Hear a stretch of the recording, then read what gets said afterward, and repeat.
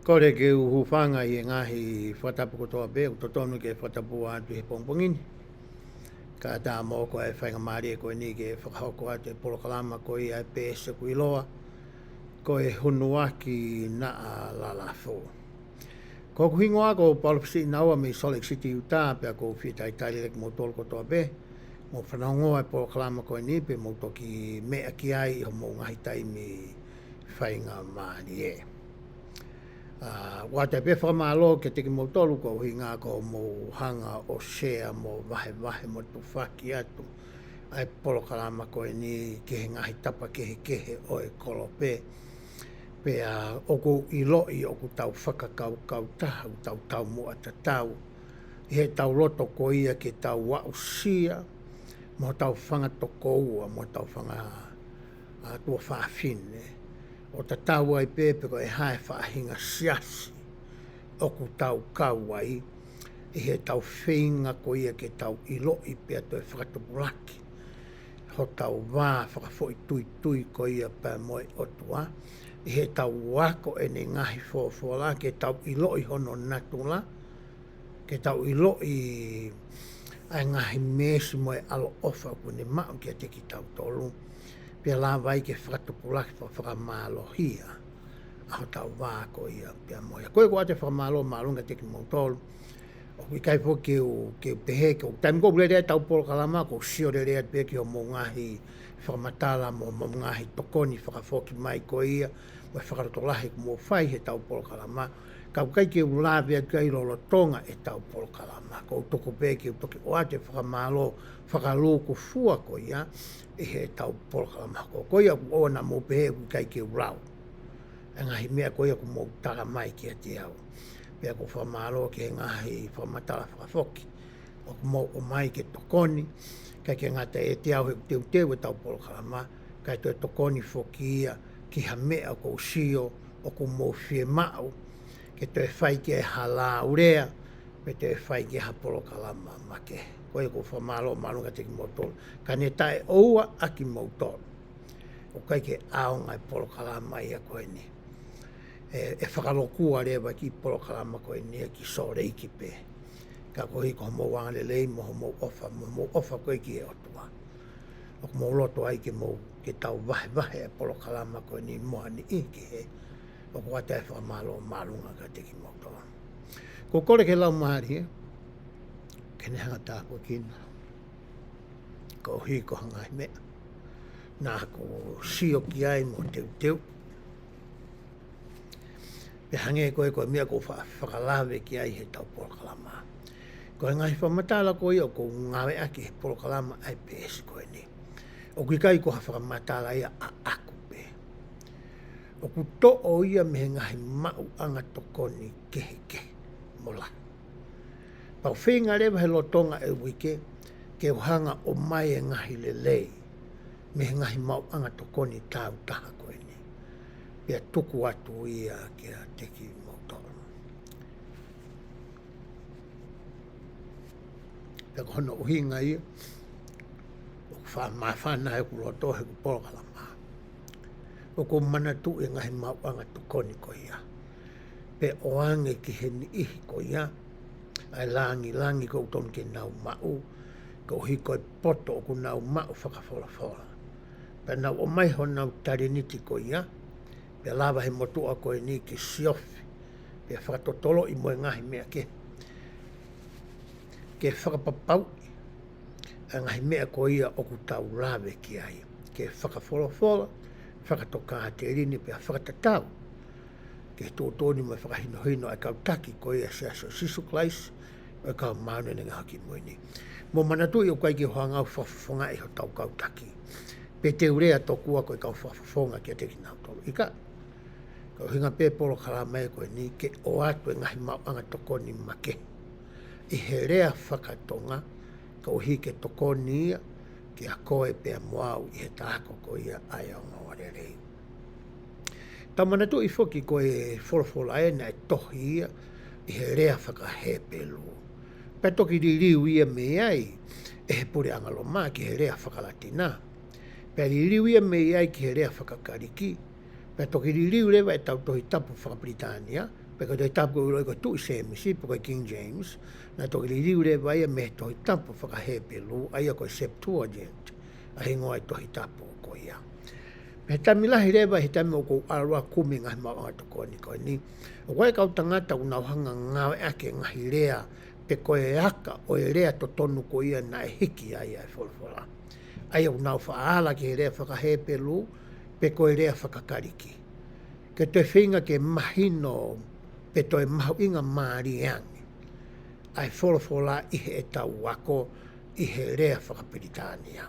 Pe toki di riu foki e me rea whakapiritania ki he rea whakatonga. Pe tai me lahi e tau whetano aki o ko o mai ngahi rea unga aki ngahi mauanga tokoni me he rea whakahepe lu mo rea whakakariki ke tokoni ia mo rea whakapitania ke tokoni ke toi mahinoangi ai mea kou tau tala noa kai. O kai ke uhinga whanga ki ngai fu i rea whakapitania lo tonga e tau whetano ke peko fie poto pe peko fie ilo i kai. Koe ngai fu i rea whakapitania na e ririu mei ai a rea whakatonga koe u tau ngai aki i he tau whakawa motua mga wholofola o ku tau ngā ati. Ko ia ko roto peki atu e ki whaka mahino ko ia ke te ki tau tolu he tau whanongo e polo kalama ko eni. E tau hoko ko ia ko e me mi pa siasi o sisu klaisi o kau maa onioni i he ngahi aho ki moini. O ku hanga e he siasi o a ko i ke te ki tau tolu ai ngahi toka te rine mo ngahi te fto i moni. Pe koe hae ngahi wholofola pe koe whina ngalo ko ia o e otua. Ko me wanga he sea sio a koe mai koe ki a koe pea moau. Kai ke ngate na wa koe mai e ngai toka te rine mo ngai wholofola mo ngai whekau. Ka nau toi whenga ke a koe ki a koe pea moau ai uhinga ko ia o ku tauhia e ngai whekau pe mo ngai wholofola. Ai uhinga ko ia ai otua o kune whe mawai ki a koe moau ke tahangai o tauhi a ngahi whekau ko ia. Pekai ke ngā tai o ku tala mai foki e he kautaki mga whawhunga a ngahi wheitu una e hoko ai ko ia. Ai whamatala kou o mai ke tau sio ki ai ko he hae ngahi mea whakahistoria me ngahi mea ko ia. Ko mea koe kai ke whahanga e he siasi ia pe ku si hono a koe e he siasi ki a koe pe moau ai whaunga ko ia ke tahanga ai o tauhi aki. Ai ngahi whekau, pe whakauhinga ai aki a ngahi whekau, pe toi whinga i ke mahino le reika te ki taua ai whina ngalo ko ia o e otua. Ko mea ko ia tai ta, pe haha molofia hono o mai e he siasia ki a koe pe moau, ai whaunga ko ia e ta whinga ke mahino a ene wholofola ki a koe pea moau. I he pongpongini koutui te utala noa ki ngai whaunga e tokone ke ta wako ko ia ai wholofola. A mana kene whakaosi ko ia e whakawa motua. Ko rau tauloa ne tohi e tolu, ko e taulesoni hoko mai ko e tohi e ua, ko e taulesoni whakaosi rea ko tohi peta, e tohi ka malakai. Pea osi rewa whakawa motua, e pa tau teu rewa ki he whakawa whau. Foi tau e whaangiau ke ni mangiau me waha a ko ia o e whakawa motua pea moe whakawa whao. Pea e tokoni e ngai whakaukau koni ko whakotuu atu i he pongpongi ni ke taako ko ia ke toi mahinoangi ki a koe pea moau ai wholafola ko ia ai otua. O behe kau tangata ilo ko ia ki he wholafola mohono a koe me whaunga ko ia o totonge tau whakahoko ke toi mahinoangi a ngai whawhara te ki tau rolu. Ko raki mea tau whinga koe ke mahino reke te ki tau tolu, ke tau mahino i koe whawhara, ko whi mea lalahi e ua. Ai ku atu i he rea whakapritania, koe context, pea moe content, ko whi rea whakapritania ia. O ku hinga context ia, o ku hinga ia ki haki i pui tua, pe ko whamatala whakahistoria, o whekau aki. Moe mea ko ia o whaikia i e talanoa. Hange ko ni koe ahoni. Tau talanoa ki a Nehumi, Hapakuki, mo Sefanaia. Ki mua ke tau mahino i e tohi ko ia a Nehumi. O ki mau ke tau hanga ilo ai context o whekau aki mo tohi a Nehumi. Peka whangi whamatala whakahistoria. Pe au tauhanga rea tau tō whakatotolo. Koe hā ai timeline ne. Pe koe fwoi waha taimi whakahistoria, whakatau. Na e hoko ai tohi ko ia a nehomi. Ne anga whewhe a nofo whakasosiare a kakai. Ai mea whakaekonomika na e hoko i taimi ko ni. Koe hā e tuunga whakapolitikare na e iai ai pure anga koe utala noa ki ai a nehomi. Koe whahinga kakai whe tau tala noa koe ki ai i he tohi a nehomi. Whe tuunga whakasio kālafi. O tau ilo i e whei tuu koe ia. O ku tuu ai ai kolo koe o tala noa ki a nehomi i hono kuonga. Whe e ne tuunga koe ia i he ahoni. O ku tau ilo i whei tuu o ku tuu ai. I he tuu whakasio kālafi. Koe uhinga e fo i rea koe context. Whakapitania. Ko ha whakamatala whakahistoria. Pe koe taimi koe mahino e ka tau tolu ai context. Pe koe ngai whakamatala whakahistoria. E toki mahawinga maari rewa kia te koe ai content. Pe koe fo i tala noa, pe koe ngahi vesi ko ia o ku hiki mai i he ngahi tohi takitaha i he whorofora. Koe whaunga ia e ua te tahangai o toi mahino iange. Ai whorofora ko ia o ku tau ako. Koe ki mua koe ke tau wau koe ke ngahi tohi ku tau lau. Ki mua ke lau e tohi. Koe mea mahu ingata ke whaiha o ki whekumi whakahistoria. Context. Ke ilo ai mea koia ai fo i taimi mga mea nāku tala noa ki ai. Pa koe taimi koe te ke alua lau e fo i tala noa. E mahu inga maari au pito ki ati koe. E toi mahinoang. E toi māmangi. A ngahi vēsi kia koe. Koe ngau ke i loi le lei. A ngahi whakamatala whakahistoria. Whakapolitikare. Whakaekonomika. Whakalakalaka whakawhonua. Moe poto koe e whahinga kakai koe ni. Koe mea uraki a koe pe koe tokonia te taulava. Koe whaunga ia. Koe te taulava ke ngawe aki. Ke toi mahino ange ai whorwhora ki a koe pia moa. O kui ai whoke whoirea kau pitania ako pehe. E taim lahu naunga aki pehe. O tauhanga o take it out of context. Kono hinga, wai ngai whamatala ku tau whai ko hinga koe ke tau i lo i koe ai mea tona e hoko, pa taunga tō whakauhinga ai halai. A ngahi vēsi koe o ko tau lau. Neonga koe a ngahi vēsi o kai ke whakangata ngata a hono uhinga. Nai uhinga ia, pe nai hoko i ke kautama nai whai ke tala noa, pe ako ke e hoko i ke a koe pia moau i he ahon. Kai mahu inga ke ta ilo e ngahi mea nā tā noa ki ona tahanga o ave halai. Ai fo i whamatala ko ia i he wholofola. Koe mea lalahi koe hono ua pehe he kautanga ta ilo ilo. O totonu ki tahanga whakatotolo i ke tahanga ilo. Ka ke ngata he tahanga ilo i, pe tato he hanga o mahino e anga tuu, a ngahi mea koe ni. E wholofola koe ku tau lau, o ku iai a ngahi tewhito i mo oni, pe a moe ngahi toka te rine whakaotua, o ku ako iai. E tamu ko mahino ai ai context. Pia ta lau ko ia a ngahi wholofola. Koe mea nu tahanga koe o whakatotolo i. Ke ta ilo i, pe toi mahino le reiki a koe pia moau.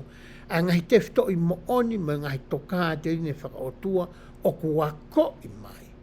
E ngahi wholofola ko ia o ku talau. Mo anga ko ia e ne tuu ke he ngahi potu wholofola ke. Mai ngahi kikite ke he mga whamatala mwhaino no ke ai kau palo fita ko ia i he wholofola. I kai ke ngata i he kuonga ko ia, kai maafo ke whakahino hino ai kau palo fita mo ui ko ia i he ahoni. Ko taimua te talau ai koe tohi, tala mahe ngahi vēsi. I he fuakawa motu au ki whainga taa ango no mahi noi, ko hiko whaunga whakatohi ko ia na e ngawe aki, e kau palo fita ko ia i mua. E kau tangata taanga ko ni pe whau taanga ko ni pe whau mau ko ni, na nau hoko ko i kau palo fita. Pena nau ngawa ake whahinga whaunga whau tohi ko ia, o hangi au ki whainga taangi ko ene mahi noi.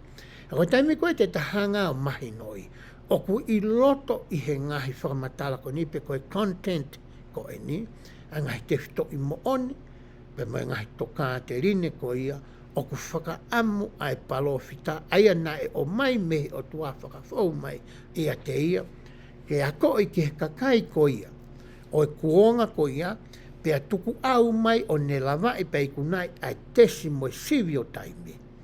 Pe a o mai ngahi te fito I mo oni tatau, mai ngahi toka te rine tatau, neongo na e hoko ia tau e lau iafe ko ia ki mua, o ku kei hoko pe ia ihe ahon. Ko mea whakamui rewa he whinga mo ako hoi ku tawhai, ke tahanga rewa o whaka ao ngai. Ko e whaka ao ngai ko e kou tala noa ko ki ai, ko te hanga o ahi ahi, I he aho takitaha, a ngahi te fito I mo oni ko e na ata ako, pe ko ngahi toka te rine ko e na tahanga o iloi. Tahanga o ahi ahi ia, I he eta mo ui whaka aho. Ko taimi ko te tahanga I o ahi ahi, ko taimia te ta maawai ha whaka mo oni, I hota loto, ke tahanga I lo I pau wai. Ko ngahi te fito I mo oni, ngahi te fito I toka te rine ko ni, o ku meihe o tuaia. He ko hono la, hiri ko e tahanga o ahi ahi, o ku alu ave eia ki taua, ki ha feitu o e nonga, mo e fie maarie, ko ha feitu o e mama, ko ha feitu o kuiai ai merino, ko hono uhinga, ko e tahanga ko ia ahi ahi. Pe ka pau rewa te ta whakamoreki hota taimi, I he konga ko ia ua na aku tala noa ki ai e uraki, kamataanga I tau pōta noa I hani. Pe kai te ke whaka ao ngai. O ku hange pe ia ha whangota ki ha katoa wa. Hange rewa o ku whakamore taimi. Hange rewa kai ke mahu I ngā marie, a e ako ko ia ku tawhai. He koe ke ngata he kutotonge ta I lo e ngahi toka te rine ngahi te fitoi moni. Patato e hanga ko ia whaka ao ngai po ai ai mo ngā wei. Ko taimi rewa ia, te tatoki o ngo iai o kuofi ai ago toa pe e tanga ono. Mo e ta alu, ke ta hange tofu pe, e ta whakakau kau, e ta rea, mo e ta tō o ngā moui, ko eiki ko sisu karaisi. O hange ko iko ne whakaamo, ke mou hao haoa, o hange tofu pe, ko e hao haoa ho mou tamai o he langi. Neongo nane afioi eia, o koe te hataha e hao hao e mo iko ni. Ka te tau lama ke tau ngāua, ke tau mā oni whiunga. I he ngai whaunga koe ni nā aku tala noa ki ai. I he ako whaka aho koia o ku tau whai. Kono hinga, ke tau whakakau kau, ke tau sio, ke tau rea, pe tau ngāue. O hange tofu pe, ko e kau whakawhawhonga, mo e kau wākonga, mo e kau mui mui, ai eiki ko ia, ko sisu kalaisia. Pea koutui nai to tonu ke o ato e ki whakamatala ko e nihe ka mataanga ko ia, o e taure soni I e whakawa motunga. Ka kousio ko e amana ke osi whakamutoa pa tau hoko at ke whakawa fo. Koutui ko haki whakatokanga mahu inga eni, ki a koe, pe a moau. E ta ako atu ko ia whawhara mehe aho ni, ki he toenga ko ia, o he ta mo ui whakamaterie ko eni. Pe he taimi ko ia ku tau whawhetala no aki ai e tau polokalama ko ia pēsi hunu aki nā lalafu. Ko whaato o mai ngai whakamatala whakahistoria. Ko context ia, ko tala no aki ai. O kai ki o mai ngai whakamatala whakahistoria ki pēko whia ilo historia I kai. Ko hono o mai, ke hanga ke ni hanga toho aki, e tau whakakaukau, me he ono pōni pa tau toho aki, ki he kōhiri. Ke whakamāpōpu ke tau whakau mo e tau sio. Pe tau wakai I a taimi koni mo e kuonga whai ki ai e tala noa. Mo e tuunga mo ui a kakai o e taimi ko ia. Pe koutui e lawa rege to e mahi noange ai whetala no aki ko ia. O ku tau whai I he ngahi wike takitaha.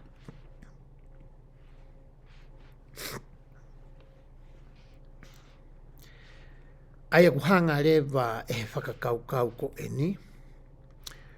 O mai tau tolu ki he e tau te whito ko ia, o e tau resoni, pe ko e tau whetala no a ko ia e whakahoko i he sāpate ko e ni. Aia ko hono te whito o ku pehe, o ku ta e ngata a hono ngahi alunga. O hinga eni ki he otua. Aia ko mai rewa e he kautaki, ai tohi a nehumi, hapakuki, mo tohi a se whanaia. Ke ne hanga o whakamā ala alai, pa ne hanga o ne hanga whaka atalahi, ai te whito ko ia te tau tala noa ki ai i he ahone. Aia te tau kamata me he tohi ko ia nehumi. Pea i he tohi ko ia a nehumi, te whenga ke o atu haki i whamatala whakahistoria. No. O whikau aki mo i tohi a nehumi, ko e whakakaukau, hire ki whamatala whahistoria te uwhai, pe he tau lau ko ia ngahi veste tau to, me tohi a nehumi, e toi mahino le leiange ki a koe pe a moau, ai uhinga ko ia, pe a ngahi whamatala, na e whai e he palofita ko e ni ko nehumi. E he tau tahahiwa whawhitu, na e ia ilo i ai i he whitu u ko ia i loa i he whorwhora ko e tahi mate. Na ia ki i kakai na anau nofo i he ve e tahi mate. Pana na hanga rewa i he tau tahi whawhitu i lo i he kautangata ko e ni i ha ana. Hangahi takainga tohi. Oku i loa ia ko e takainga tohi me he tahi mate. Pe ko e Dead Sea Scrolls. Ko e ngahi takainga tohi ia, nai o mai me tahi mate. Pe taimi koe na e mauai me he ana ko ia i Kuram. Ai ngahi tohi koe ni. Na e kamata rewa ke oho atu e kakai toko lahi. Ki he wheitu u koe ni ke kumi tokua a ngahi tohi motua pehene. Pe taimi na e mauai tohi koe ni me takainga, me ngatani me tahi mate. Na ia e tohi kotoa pe i he tohi tapu. Me a se nesi e tohi whakamotua ki a malakai tuku kehe pe tohi ko ia a eseta. Pe a oku iai e tohi ko ni a nehumi hapakuki mo se whanaia. Kono kehe si o tohi e tolu ko ni, oku i he tohi e ko ni pe ko utakainga tohi ko ni, ha whakamatala, whakaiki, pe ko commentary, whakamatala whakamahi no iange, ko i ngai whaireta, hanga whamatala ke whinga ki toi whakamahi no iange, ai tohi ko ia a nehumi, hapakuki, mo se whanaia. Na mau whakataha ia, i he u takainga tohi ko ni. Pea ko whiu, pea kui whe u tohi ko ni i he ahoni. Na e whakatau ia e he pureanga isileri. Pea kui isileri ia, ai u tohi ko nuku i loa, ko e u takainga tohi na ilo i he tahi mate. Ai me na tūlai nia hange ko e tau sio ko e taiwa whawhitu re mai ke tau taiwa ono o tupu. Ai au kolo atu ai kau tangata archaeologist, ai kau tangata ko e kunau ilo ko e nau hangau ke re ngai wheitu ilo e ngai kolo whakahistoria. Ka mata ke nau au kolo atu ki ai tokua ko ke whinga ke mau hangahi toa. Pea me foi tau tai whitu ke u tai whawhitu ke tai wa ono ngā whutup ke whitu ngā whuru. Na e mau me ngai konga tohi me u tohi ke e ngai whitu ke i he area ko e ni o e tahi mate. Pea tau manatu ke tau tā noa historia Amerika e tamina ilo i ai koe koulai California tai menia i he taha waru noa whai mai ai. Na au kolo e kakai ki California tokua koe whinga ke kau. I he kumi koula koe ni ke mao hatu maani. Ka uhi ko e whanua ko e ni. Ko haki I tala noa ia whikau aki moe tohi ko e nei. Ne humi, hapa kuki, pea mo se whanai a. Ko e whairea ko ia ko e ne humi. Oku whakauhinga I he taunga kau tangata ilo, whorofolafi irea ko e ne humi ke pe ko hono uhinga, ko e whakawhie maali. Pe ko e whairea ko hono uhinga ko e manawa ofa. Ai whairea ko ia ko e ne humi.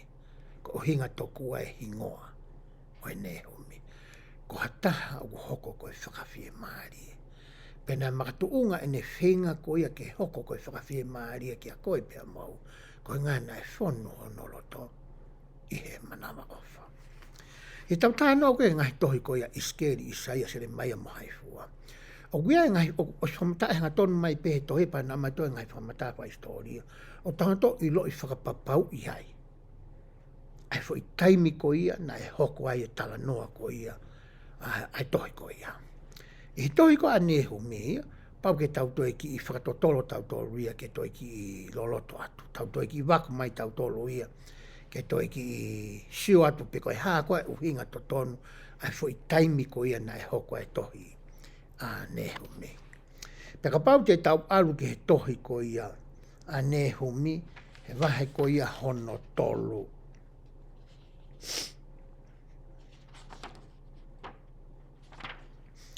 Paka utui te whengat peke atu pehe ku telefoni, kono hinga ke tau sio pe, sianga pe wasa te ku telefoni, ke tau sio pe ki he wholawhola koe, na takona wasa tu pe.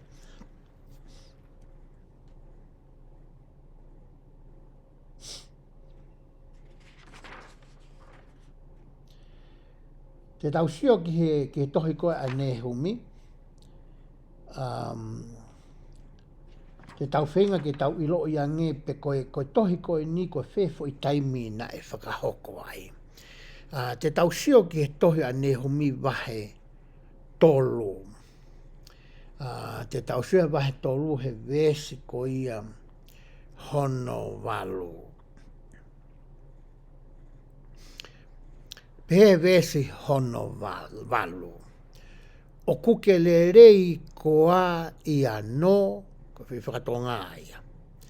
Aia na e kakai, pea na e tuu I he lotonga o e ngahi waitawhe. Aia na e takatakai e he ngahi wai. Aia ko hono puke ko e tahi, mo hono a na e mei he tahi. Sai, ko e whakatonga ia koe o e vesi hono walu, I tau toi tawhakatonga.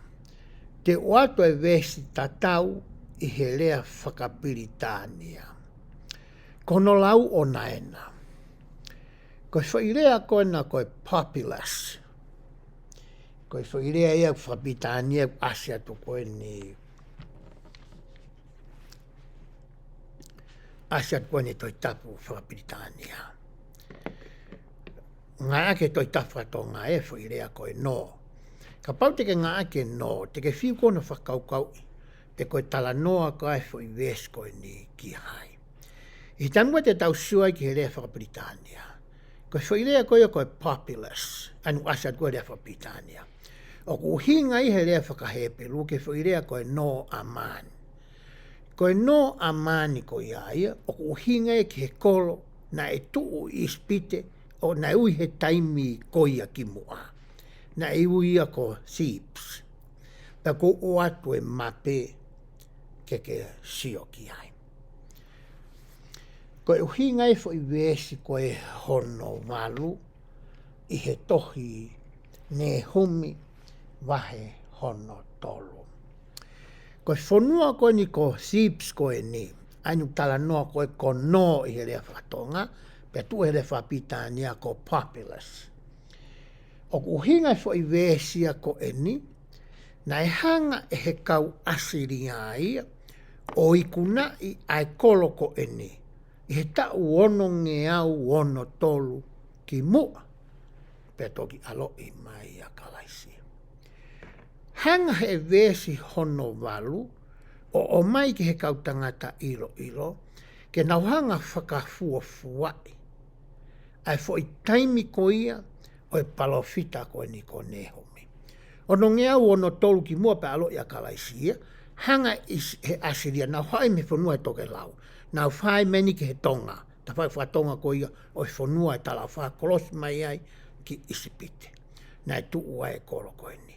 O nau mau pōpula ki nau tolu.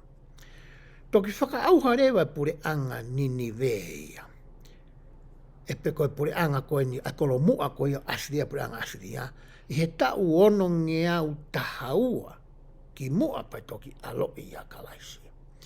E ngari rewa koe tohi koe ia aneho mi whakatatau ke whakatotolo.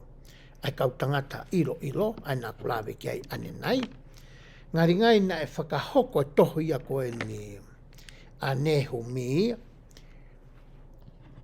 Hiri ko ia hono mau pōpula ko ia e he kau asiria. Ai kolo koe ni ko thieves.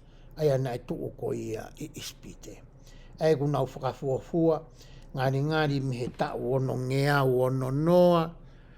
Ki mua pe alo e kalaisi ki he ono ngeau tahaua pisi. Koe taimia o e palofita ko ni ko nehomi. O si mau pōpula e nau toluia, ai whikolo koe ni I ispite, te kei ke hoko e whakaauhaia kia ki nau tolu. Hu mai lewa a nehomia. Ai ku whai lewa e nehomia e ne rea koe a anai, o whakate fito a rea a nehomia, ki he pure anga asiria, ai ako honau kolomua ko Nineve. A Nineve koe na tala noa kia e tohi koe asiona. Nineve tatau, kake na toi keke. Ne alu foka siona ia o malanga ki Nineve. Nau na e hola. Pe taimi koe ne whakapapau ia hono lo toi kake lava hola mehe o tua, na ne alu tae fie alu peki Nineve. Pe koe ta tau tā noga ukosi. E taimi koe na e whanonga ni maha koe malanga no tahai ko whanonga ai ha whahinga kakai ma whahinga pureanga e whoirea koe na e whai siona. A he whanoa e whakauha ki mauta. Ka pai kai ke mauta whoki. Pe he taimi koe na e ta whoki a Nineve ia. Na hangarehe o tua ia o lo lou hono hou hau. Kai ke hoko e whakauha ai. O se tau tangata ia ko ia, te humai tau tangata hono hoko, kai ke nahona toro manatui. Ai palofita ko siona. Moi mea na whai siona ki honau whanua. Toi whoke ka kai a Nineve, ki he mea pe koe na wanga ki ai ki mua. Koe taimia na e hū mai ai koa nehomi. Whai waha ta uia. Koe whakatokanga koe na e whai e nehumia ki Nineve. E iai e e whakaauha ai a ki mautoro. Neongo na e hanga e sihowa whakaaunga I ki mautoro. Ke mauhanga o tautea ea ke pure anga ko ia I he toke lau. Ai na iloa koe pure anga Isleri. Ai whahinga tokonga whoro. Ka kua o mai ni ki he tuunga, e hanga sihova ia o whakaauha a ki mautoro. Pe tami koe tau wako koe tohi koe a nehomi a hapa koki mo se whana ia. Mai ngai tohi ke te tau tānoa ki ai. Moe whakapoka whainga tohi peu tau wako. Keke ngata he tau tala noa ke ngai mea nā kulawika matanga tau re soni. Ke context mo content, tau sioke ngai te whitoi moni mo te whitoi tokati ni whakao. Koe mea mahu inga taha ke tau hanga o whakatatau a ngai whola koe ni, mo ngai tala noa koe ne whai ki he koro. Whakatatau ia ki a koe, ki au, pia mo koe. I taimue te tanga ke whaunga koe ia. E toi maariangi, mau inga maariangi, e toi ifoangi, e tāko ko ia, ai whorwhora. Aia koe ki whamatala whakahistoria ia, pe koe context ia, o kou o atu, o whikau aki mo e tohi ko ia, a nehomi. Ain te tautala noa ke he ahone.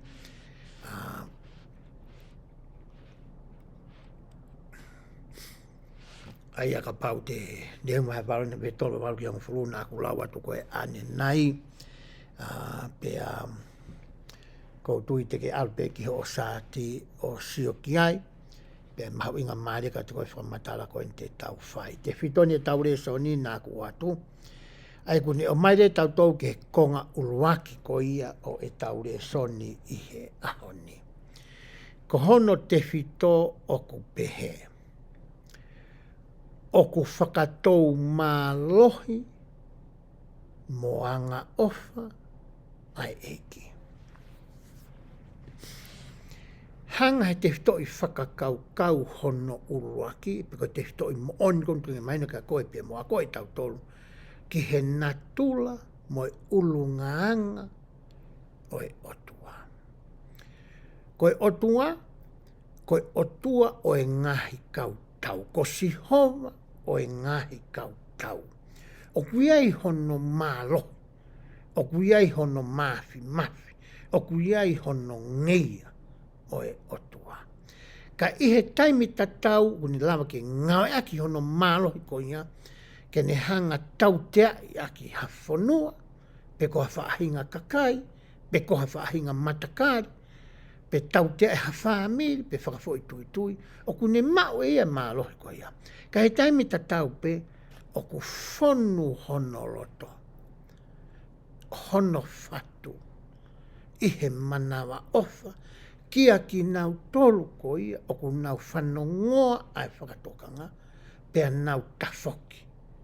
Si tua, whakarerei i ai mo ui. Ko whakato malai, i he rea whakakariki. Ko e meta noeo, ko e liriu. Lahi whakato malai, ko e ki i liriu si i pe. Ia e ni, ko e ki i liriu si i pe. Ko e ni, ko e ki he mi. Ia e ni hia, ko e ki i tohiwha ki konga ki lalo. Ko e ni, ko no holoki. Ka te langa whakawaki. Pa kono hui ngai, ku mahu i ngai ke tau hanga whakatatau, whakate ki tau tolu. He te tau lape to i loi, pe ko hai whanki i li liu to tonu ke whai. Ko haki i li liu si. Pe ko haki i li liu peha aho e ua. Pe ko hari liu whi engo to tongi whenga hawagui ke ta. Mahina tolu, mahina ono, ta o ta.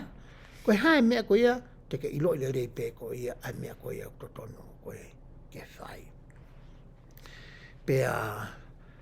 Osko ate ki context ko e ni, pa ki whaistoria, te tau laure hangahi ves, ke tau hanga o whakaatalahi aki a toka te rine mo te whito i whakakau oku o mai, ke tau sio ki ai aku pehe, ai na ku ato ko i hai tau kalafi pehe. Oku whakatou mālohi mo manawa ofa, ai eiki.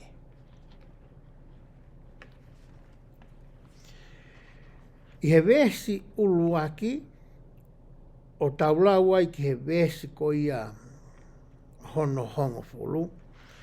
O ku tala noa ia whikau aki pea moe sihova, i he ene hoko ko ia, koe o tua, o e ngahi kautau. Kamata he vesi uluaki o ku pehe ai. Pe te whoki pe ke ku telefoni, ke taulau pe me he vesi uruaki.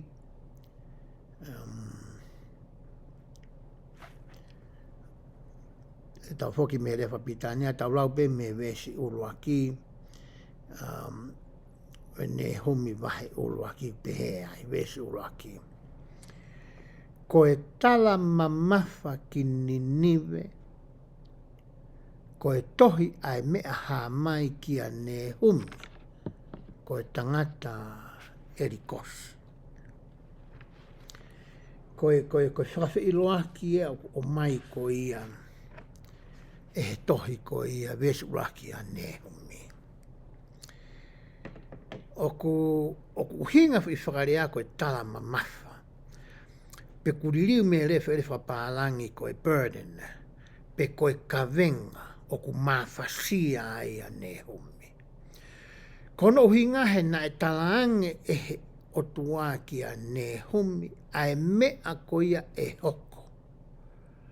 Ki ha whanua, pe ki ha kakai, pe ki ha niihi, o ku nau langa tuu ki he o tua, pe a nau whalala pe ki nau toluia, ki ho nau poto, moho nau iwi, moho nau mālohi. ko hinga e whakatokanga koe ni nai whai e nehumi. Pea te tau hoko atu pe tau lau e ngahi vesi koe ni te tau hoko atu ki ai. Pe whamatala. Whamatala ni koe na tula o e otua, o e kautau. O ku fuaa ai otua, pe o ku totongi e sihova. O ku totongi e sihova, toi hanga pe masio toi, o mai befo i whamatala tatau, pe o ku hou hau vela ia.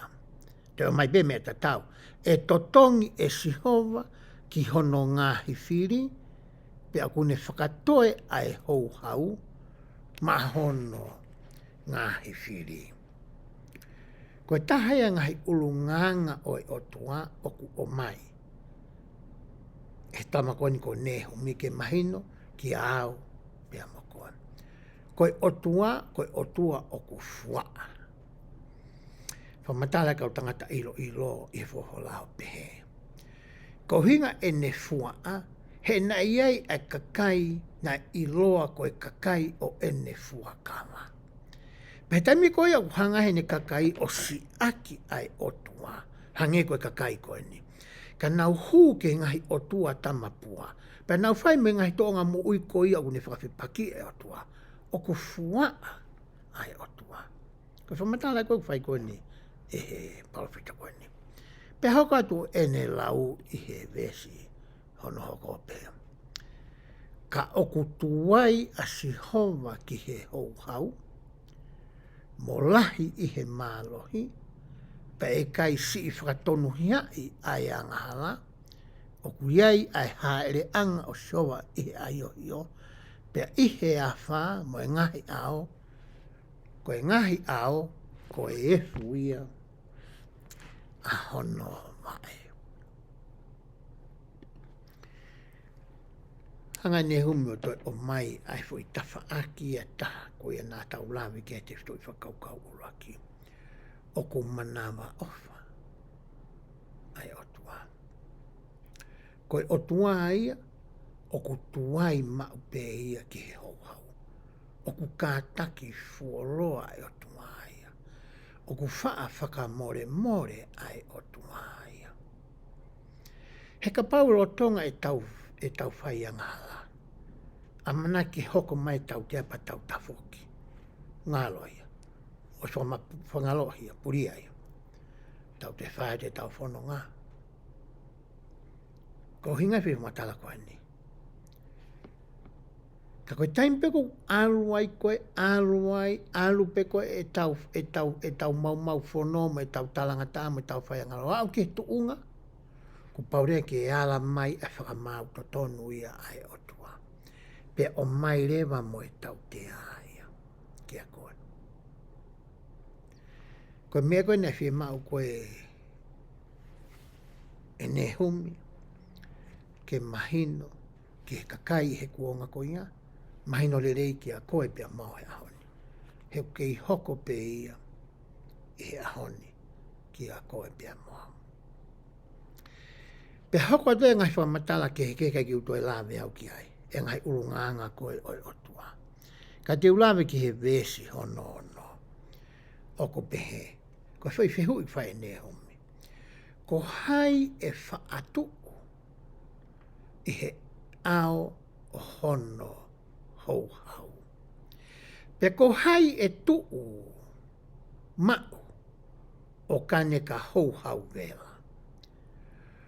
O ku huai e ne riri hange ko e afi. Pe aku ne ri hifo ai ngahi maka lalahi. Ko whihui au whotu umai ko ia e ne humi. Ne tala mai ulunganga koe oi otua. Hono mālohi mono mawhai ke ne tau te ai ki tau toro. Pea mo ene alo ofa, mo ene mesi. Pani whihui mai lewa he masikoni ko ne humi. He ko hai ia e whaat. Tene lava ke matu waki. Ai taimi ko ia o ku hou hau ai. Ai otua. Ko whiu ia ko e ku peki uto e tuku atu pe. o foto mai ko ia e ne humi I he vesi ko ia hono no. Pea vesi hono fitu, toi pea e ne humi. O kurelei a Sihova. Ko e hufanga mālohi ia I he aho o e mamahi. Pea kune iloi aki nau tolu o ku whalala kia te ia. Tari mai pēne hu mea he fwoi whehui. Ko haitene matu waki, ko ki nau tolu ko toa pe, o ko nau tui, pe a whalala ko e ki a Sihoma. Ko ki nau tolu pe ia ai kulupu, mo e whahinga kakai, mo e ni ihi te nau lava ke matu waki e ne hou hau. Hanga mea nak whalawe ki eka matanga tau pōtānoa. Neongo koe tala noa nia ki hakolo mo hapure anga. I kai koe mea ta taupe, o ku whihui mai ki a koe pea mo hau. Koe tala noa whoke e nia ki he kolo koe ni ki Ninive, koe hapure anga Asiria. Nā nau whalala ki ho nau poto, ko ho nau wiwi, ko ho nau malohi mo I ngeia whakakau kau, ki ho nau ngahi o tua tamapua, ki he nau tau kei whakangāwe, ki he tuu maaria lahe koula mo e siriwa, ko hingana na hanga pure I ai pure anga motua I he taimi koni whaikia e tau talanoa. Nā nau peherewa e nau tolu ia.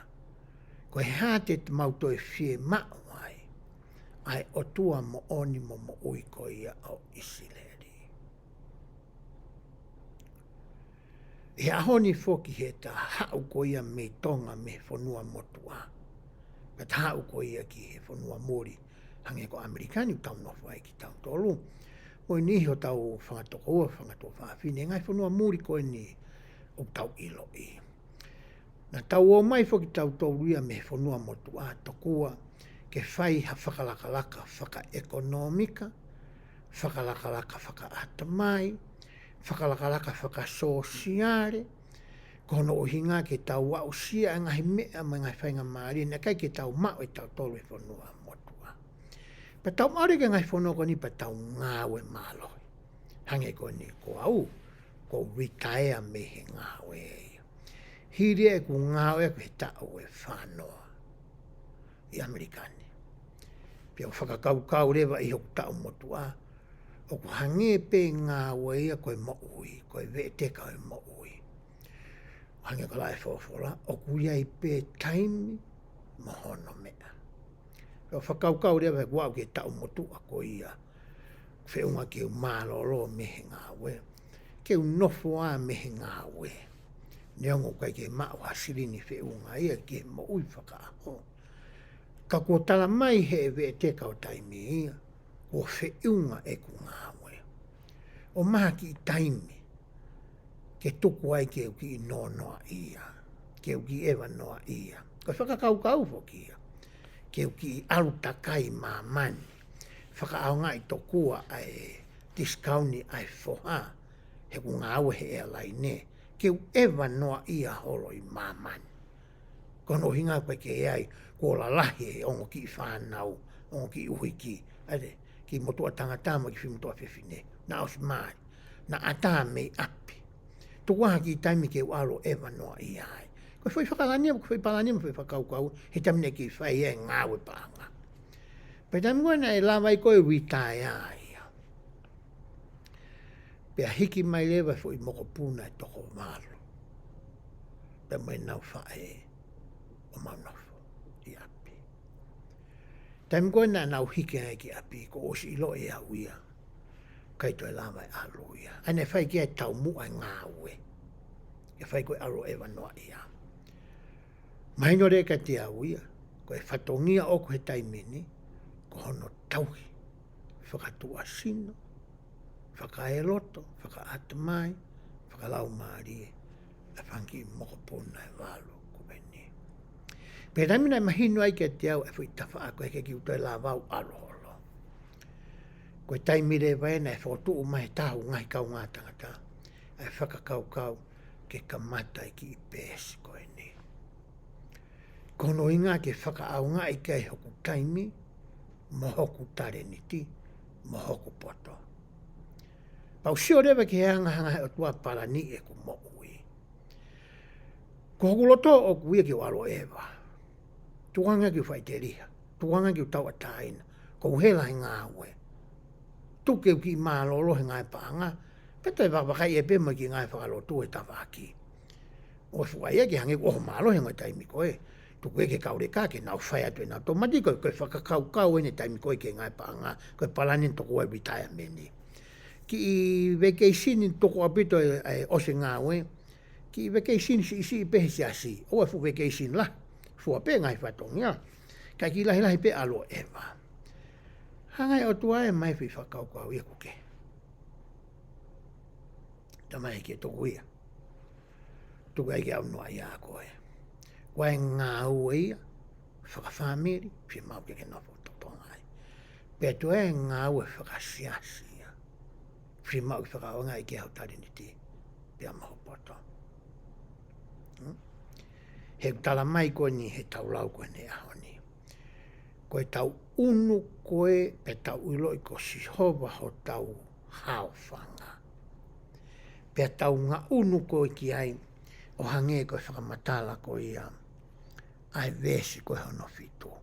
Koe hufanga mālohi a sihova. Tau whalala ki ai. O te tau tai whalala ki ai. Tau whalala ki ai. He ko tau hao anga ia, koe whaunga beti tau lawa ke I kuna I aki. Pe matu waki aki. A hono mālohi whakakau kau. Ai taimi koe kou hao ai koe ia. Sihova. Hoko atu e whamatala koe ia. Ai ngā e veis tau hoko atu ki ai.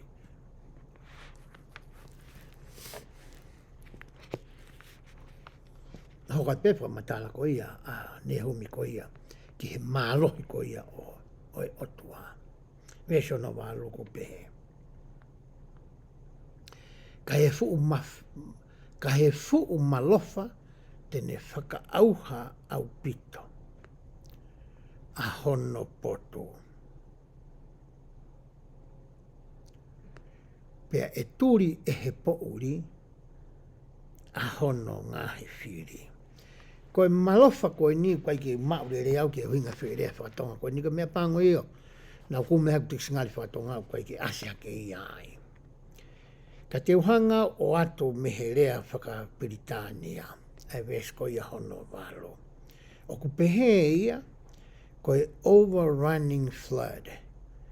Pe koha tā whea, koha vai, ko whakaututu hono lahi, pe aluhake hono maulunga ana whakalaka he kau awhanua, pe mahua mai e vai ko ia ki tua, o tā whea ai ni ihi ko ia he hala oe, he halanga vai ko ia.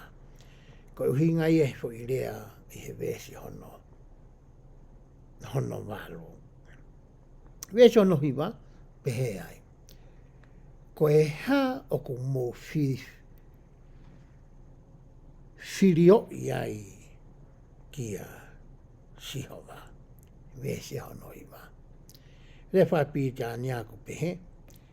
Ko e ha rewa aha o mō ngahi mahalo. Ho mō ngahi whakakaukau kia sihova. Peko lai vesi hono hiwa. Tene whakaauha au pito mai sihova ia ai mawhai pia moe mālohi ko ia. E kai tupu o e kai toi tupu ai mamahi o riu ngaua. Pia hauka tomatai vesi hono hongo folo. Pia koutuhi kai ki utoe laua uia ki he toenga koe ngahi vesi. Hange koe mea nā tala noa ki ai, ko whakaukau uraki o ko mai koe ni e he taureso ni I he aho ni. Ko mālohi o e otua, aina tala noa ku ni mau e mālohi ki he ngahi ere me niti ko ia, o e mo ui ko ia, o ku tau nofo ai. Ai koe ki kite na e whai e ne humi, ki he pure anga ko ia Asiria, tau te whito ke nau kolo mua ko ia ko Ninive. Pa te ulau atu me he vesi taha whaa, mo i taha ni maa ku pehe ai. Pea ko tuku e sihova ha whekau kia te koe. Koe uhinga kia te koe koe ni ki he tu i ko ia o Asiria. Ke oua na atoe tūtū i iha ni ihi iho hingoa. Me ho whare o ngahi o tua, te umotuhi ai tamapua kua tongi. Moe tamapua kua tongi, moe tamapua kua haka, te ukeri hono tanuanga. He oko ke kovi. Hangarewa e ne humi heni o whakamahi no i ke tui o e pure anga Asiria. O hange koe lau ko ia ai konga uraki ko ia o vesi hono taha ku pehe. Ha whekau kia te oua na atoe tūtū i hani ihi iho hingoa. E taimi koe whaka auhai ki nau toru, hei kai toi hoko atu. Ko ne ngata anga ia. Ai laine tui koe o ke iai, hei kai toi hoko atu ia, iho hako. Kau hingai whakamatala koe ni. Pa te uhanga o tutu, pia whaka auha, angahi o tua tamapua ko ia, na ake loto ko ia ki ai. Pia vesi koe hono tahanima. Vesi hono tahanima, whakahai he o tua, ene manawa ofa, pa mone manatu i ko ia, ai whakawa na ane whai, pia mono kāinga ko ia ko siuta. Pia vesi hono tahanima. Wakai, ihe ngahi mounga ai wae aia o ku omi ai ongo lelei o ku whakahā ai merino. Ko hae tohi nā tau wako ki ai ihe ngahi nā tau situ o mene asia e rea koe ni. Ai ngahi wae ko ia oki nā toru ihe ngahi mounga mo e ongo lelei ko ia o sisu kalaisi. Pe hoko a te whamatala ko ia e vestani ma. Tauhi ki o ngahi kātoanga mamafa, whai o ngahi fuakawa, koe uhi e ikai ke ilaka ia te koe ai angahala kua motuhi au pito ia. Koe ha, whamatala ina e whai e ne humi. Ki he pure anga siuta. O se hanga fo ki he pure anga Asiria ia o ave pōpūra. Ai pure anga i he toke lau. Se ave nau tōn. Hoko e tau whitungi au ata ki mua pe aloe kalaisi. Ko e tau ono ngea ono tolu e nia ki ono ngea tahaua ko ia o historia o mamani tau tala noa ki ai. Na ilo i lerei e kakai o siuta. Mea na e hoko ki he pure anga ko ia i he toke lau. Talange he si hoko ni manawa o whae tanga si hoko ia. Te uhanga whaka auha a Asiria mohona o kakai mai pure anga. Te mouto e whoki mai moutoro i si ere whaka hoko mo ngai kātoanga o wha. Ngai kātoanga on tala noa ko i kiai. Kātoanga Pentecost, kātoanga lakātū. Mai hāfu e ngai kātoanga whakawhiawhia. Ko taimi whakawhiawhia taha ia ki whānawa isleri. Ngai kātoanga koe na nauhanga whakamanatua. Nei uhinga na nau whakamanatua e ngai kātoanga koe ni. Kono hinga koe anga ofa mo anga lelei mo mana ofa ai o tua. Talo me hono o mai ki nau tolu me ispite. O wa o mai ki whanua e tala ofa. O wa o mai ko ia ki he ahoni. Tanga tua, te whaka auha e kau tama koe ni. Ka mō whoki mai, mana tu e ngai kātoanga. Mana tu i ho mō ngai whuakawa. Ko te o atu e whainga maari e. Kia ki mautoro. Ko whamatala ia koe ni. Nai whai koe e ne humi. Ai ne utau lawe ki ai. I he ahoni.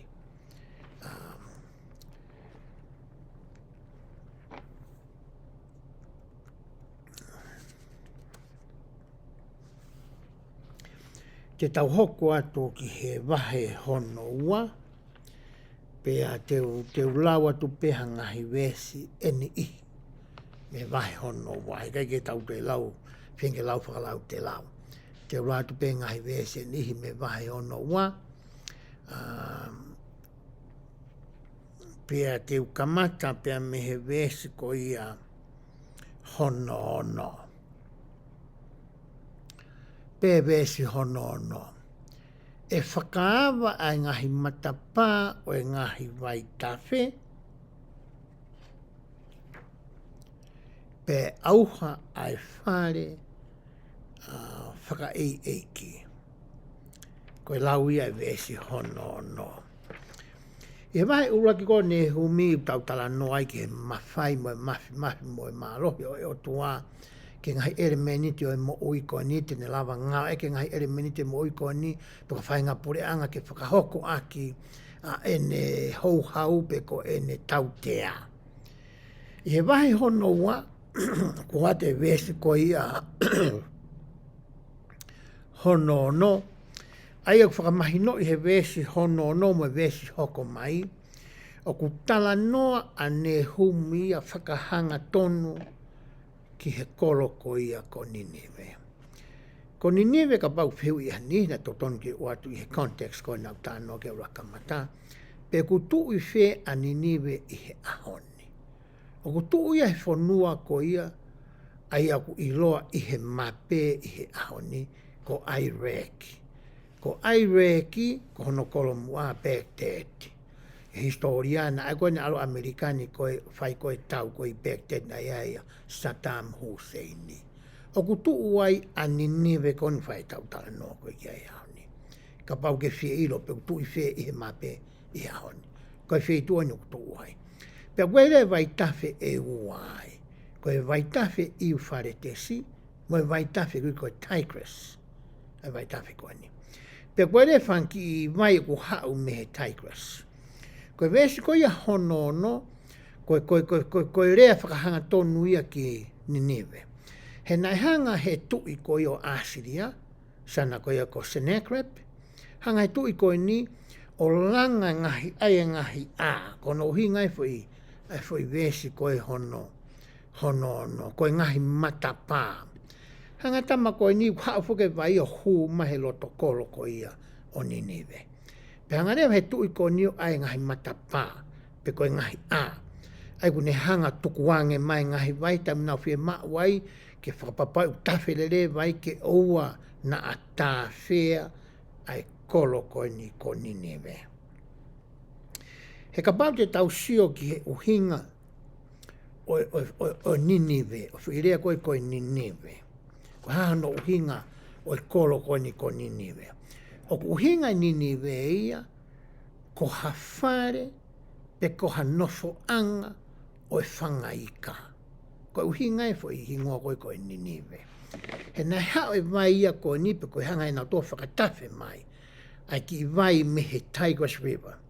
Whakatawhe mai nau tō ki he loto kolo koe no Ninive. Pe hanga rewe se neakui pe ai tui koe ia. O Asiria, o ai ngahi āma ngahi matapā koe ni, ke ne hanga e ia o whakatonu mo toka ngā e anga koe ia tawhi mai vai ki ono ngā ki e kolo, ke wana hoko hata whea ki a ki nau kolo. He wesi hono fitu o ku pehe ai, te hoko at pe tau rau konga, pe wesi fitu.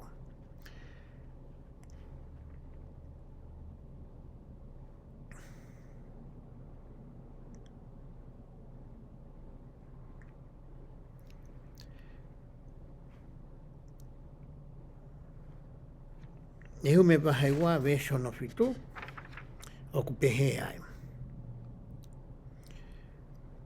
Pea e taki a husapi ki he pōpula, e puke ia o omi, pea e taki ia e hono kau, e he nau kaunanga, kai tangi o hange ai whangalupe mo tā sipi ki ho nau whatawhata, wesi hono walupe. Ka e talo mei mua mo e tatau a Ninive mo e ano vai. Ka te nau hola atu, te nau kalanga, tuu, ka e kai hatotaha e sio ki moi. A hanga e he o tua he vesi hono walu o talange ki a ne homi ai whaunga ko ia e whakaauha ake kolo ko ia ni niwe. E whakaauha ake ni niwe ia ai vai ko ni na e tala noa ki ai vesi hono no nā tau lau. E whakaauha ake ia a ni niwe. Uhingai vesi ko ni hono walu. E tatau pe mo e ano vai. Ko mea ni koe na e whalala ki a ia ni niwe. Ko mea ni koe na nau lau kau aki. Ai nau tau kei mo ilo whaka ata mai koe na nau mao. Ke nau hanga o mai e vai koe ni ke nau mo ui ai. Hanga o tua ngauhi mea ko ia. Ke hoko ia. Koe auha anga o e kolo koe ni niwe. Ngā ke o tua hano mālohi ko ia he whakaukau uruaki. Ngā ke ngahi ere me niti ko ia whakamaterie ko ia kutanga maheni ai. Ke whakahoko aki a ene wholofola, a ene tuutuuni, ke whakahoko aki ene ngahi tautea. E he taimi o ku wai e tau talangata aki e tuunga. O i kai ki toi lava ke whai whakatomala. Kua tō mui a e whakatomala aia. Ko e hinga e fo i vesi ko ene.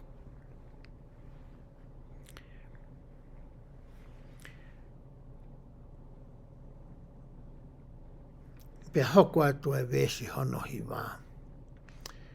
Mou ave ai ngahi mea vete ki nā koe siri wā. Mou ave ai ngahi mea vete ki nā koe koula. He wikai hono ngata o koloa mo e nau me ngahi mea teu mata rerei. Koe taimi whuku whai e tau he kuonga mua koe tau tāno koe wholofola. O skono ki una he pureanga nau hanga ave koloa mo e siriwa mo e koula mo e hafua ngahi rere whunua ko ia. Ave me whunua koe na nau ki nai, ave ke whunua ko ia o ki nau tolu na nau whakahoko ai kuna. Pea wahe ia ki he kakai, taimi nau puke pea e he tui, koe ke toi la vai ke o ato ki he kakai. Koe whahinga ngei ea mo e tuunga whakapaanga, whakapoitikare, na iai ko ia a asiria i he kuonga ko eni.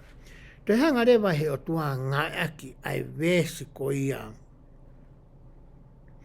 hono tahataha, ke whakamahino ki a nehumi, na moko e pia moau ko ene talanoa ni ki he kakai ko ia o asiria mo e kolo ko ia ko niniwe. Ko whaa ai potu nofo anga o e whangalaione. Mo i keinanga anga o e whangalaione mui. Aia nai aluai ai laione, io ai laione motua, mo i uhiki i laione. He na i kai whakamana wahe i ki nau tolu, e hane i. Na hanga e tui ko a hianga ake whakatātā o e laione. Ke whakataipe pe whakatātā aki ia e whahinga, na tula ko ia mo e whahinga tuunga whakatui ko ia. Na e mau e tui ko ia o Asiria. Ka pamte ke sio ke tohi ko ia Isaia, wahe ni mā vesuahi wā ki he tolu noa, o ku ngawe aki, a e rea tatau e he palofita ko ni ko Isaia, o whakauhinga i ki he pureanga ko ni Asiria. Pea ka pau te foki ke uhanga lau atu, ai wahe ko ia, pea me he tohi koa Isaia, te kumea ke pēku telefoni, pa te tuku atu pē i he, ke tau sio ki he tohi Isaia, e wahe ni mā vesuahi wā ki he tolu noa pehe ai.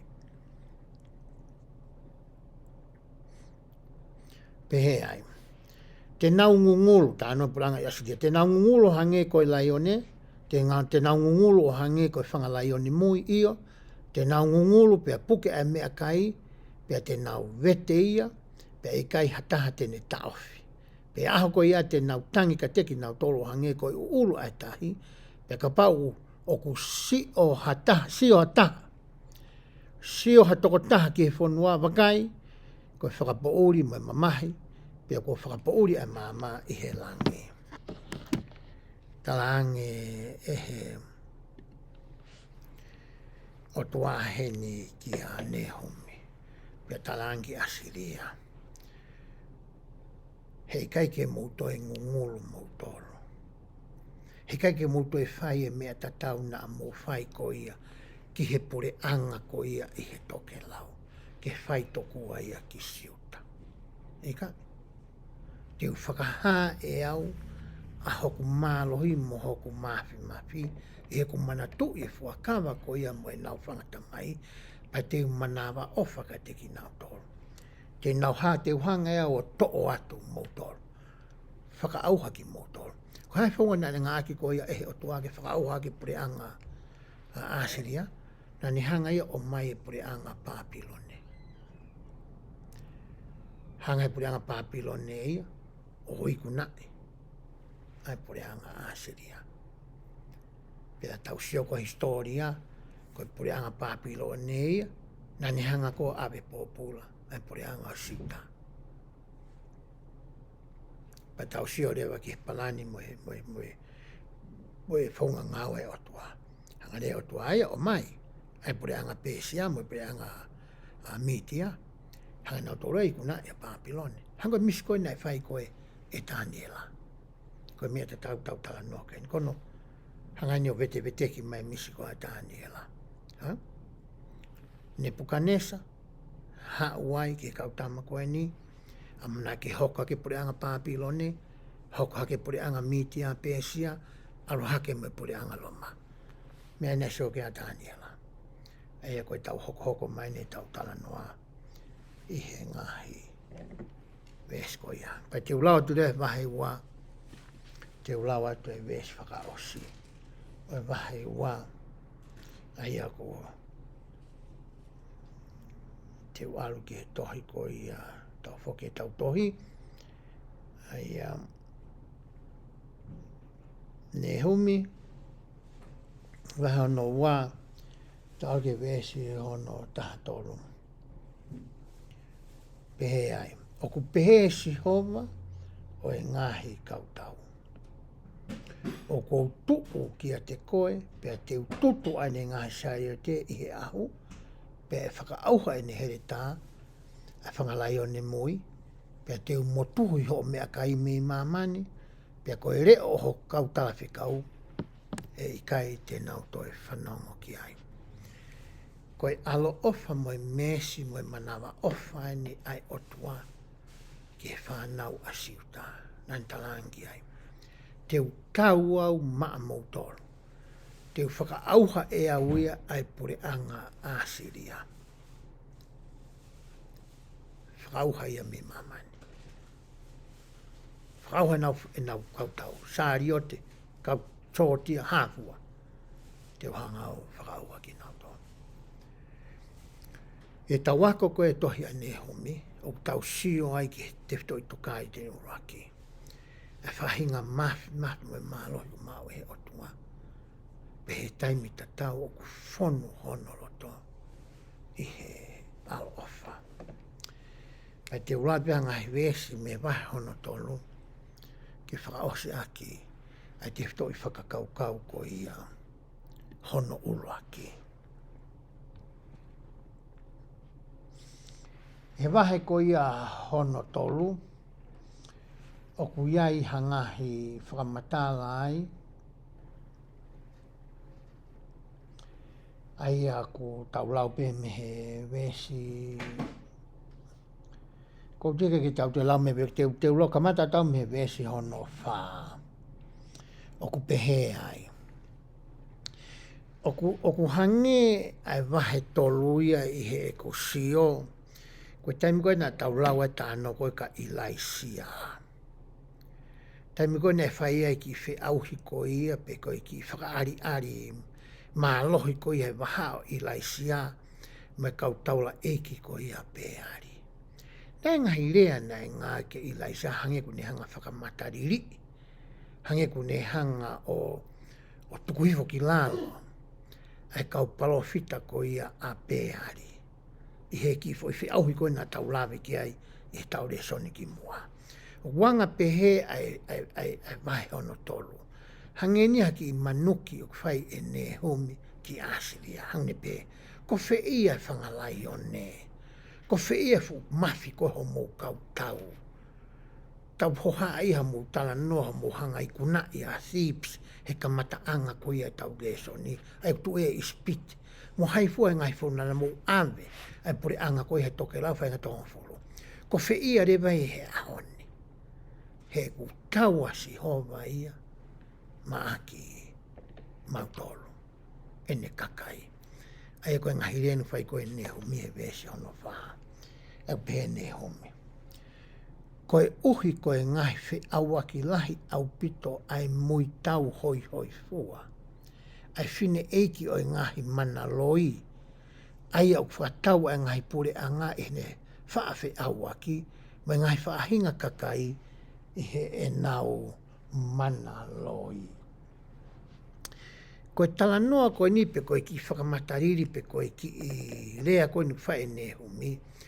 O ko hinga ea ki he otua koe ia ko ista. Aia koe otua ia na e loto ki ai e kau asiria. Ko ni hanga whafafonga ai mālohi whakakau tau. Pea moe tuunga whakaseksuare tapuange. Ngai tau whitala noa koe ia I he ahoni. Koe uhinga ia fo I rea koe ni mālohi na e whai koe ia. E ne humi hangehane ki whakamatariri pe tuku hifo ki lalo. Ani niwe pea moe pure anga asiria. Koe tahaia o tua na e tui ki ai. Ai kau asiria. Koe nau ngahi mea whakakau tau. Nau tui koe mālohi na e mao pea me o tua koe ni. Koe mea na ngā kia e ne humi. Ai whakamatala koe bene o mi. Ko whe ia a ista. Ke mahino ka mautolu o ku mālohi ange. Ai o tua o Israeli ia. Iha toi o tua. He koe o tua ia o ku mo ui. Koe o tua mo o ni ku tahape ia. O hange koe mea nane tōtu unike hene whanau whiri. Ke mou tauhi pia mou ofa ki he o tua aki ho mou loto. Ata mai mo iwi. Pea wana te aiha mea ki ne hanga whakau o wai. Ai o tua koe ia. Koe mea nai lawe koe ki ai.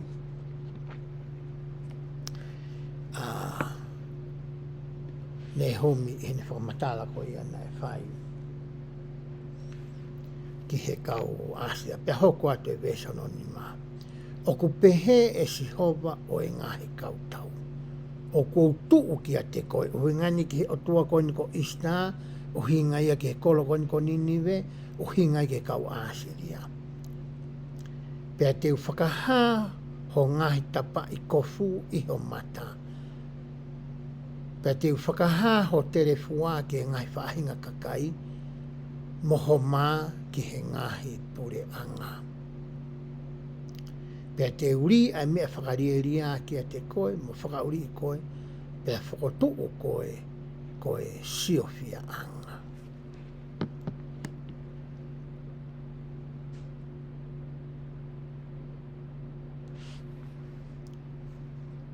Pea hoko atu I he vesi ko ia hono fitu.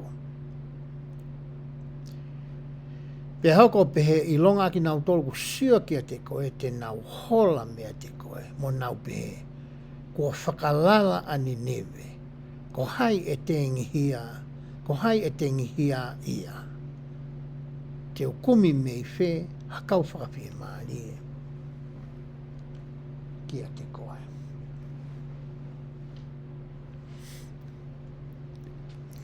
Koe mea koe na talange ne humi hoko koe ka nau tolu.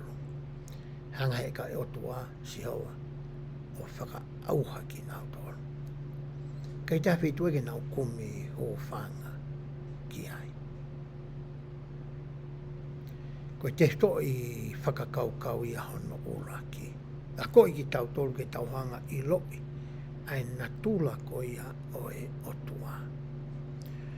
Ko ne mao ia ai mālohi mo ewi. Ke whaiha whahinga mea pia ko ne whinangaro ki ai. Pa te ne harewa ngāwe ake ngai whaunga keke. Tene ngawe aki hapure anga. Tene ngawe aki hakakai. Tene ngawe aki ai ere meniti o natula. Tene ngawe aki ai mahamahaki. Ai puke. Ai whaingata ia. Moe hapua ngai mea ke tene hanga whakaao ngai. Ke whakahoko aki hono whina ngalo. O tatau i he lelei. Tāpua ki moe whainga maari. Pe koe ngahi tau tea. O whakatatau ki e ta whalala pe koia ataua. Ki ho taiwi mo ta mālohi. Pe toi a ko i tau tolu e tohi a nehumu te toi whakaukau koe ni. Ka neongo ia. Koe taimi koia te ke si tu ai, te ke tafoki ai, te ke whakatomala ai, te ke si aki ai ngahi mea koe ni. Pa ke toi manatu i ho fuakawa moe otua. Koe palo mese o toa nane pe. Ko au koe otua hei kai ki utoi manatu au ki ai. Ha? Pe maa tuai. Ko au koe otua e taimi te ke whakatomala ai, kai ki utoi manatu ia mea ke whahe kuhiri. Ko utoi o atua e whainga maari ke ke toi kamata fo au. Ke toi hoko atu, ke toi leleiange a hoko ngā ue. Koe mea nai whi mai ne humu ke mahino ke kakai ni newe koe ni, o hange nai whai e siona koe ia ki mua. Pēni, ka pau te mouto e tui ka teo hango moutui ka si hoa. Pea ririu ho mouto o ngā moho mou ui. Moeanga koe ho mou ui whakaaho. E lolo e whina ngalo si hoa, tene taofi ke wana hauka ngahi mea koe ni ma te ki mouto.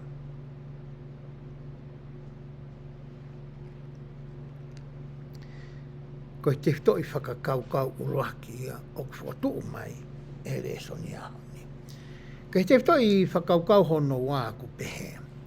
Te taulawa o whalala ki he whinangalo o e eiki mo ene tamai. Pea o mai rewa e tohi ko ia a hapakuki. Ke tauhanga o tari aki. Pe tauhanga o whakamatalai aki. Ai te whito i toka te rine mo te whito i whakakaukau ko ia. O ku tau tala noa ki ai i he ahaunio. Kai ki mua keu alu ki he tohi ko ni ma te tue whakaukau hono wā. O ku tūtoton keu atu pē vēsi ko e ni. Ai ni koe nak lawat poke vēsi ko ia. Ne humi wahe tolu, ke whakaosa ke tohi ka e ne humi. Koutui na epe ke oa te ulau atu. Ka koutui ku maho inga apito ke o atu e vesi taha wā lume vesi ono tahi wā. Ke whakaosi aki. Pehe vesi taha wā luia. O ku mohe o kautauhi uhinga niki Asiria. E tui o Asiria. Tuki honga atu ke skuini ke kisio ki ai.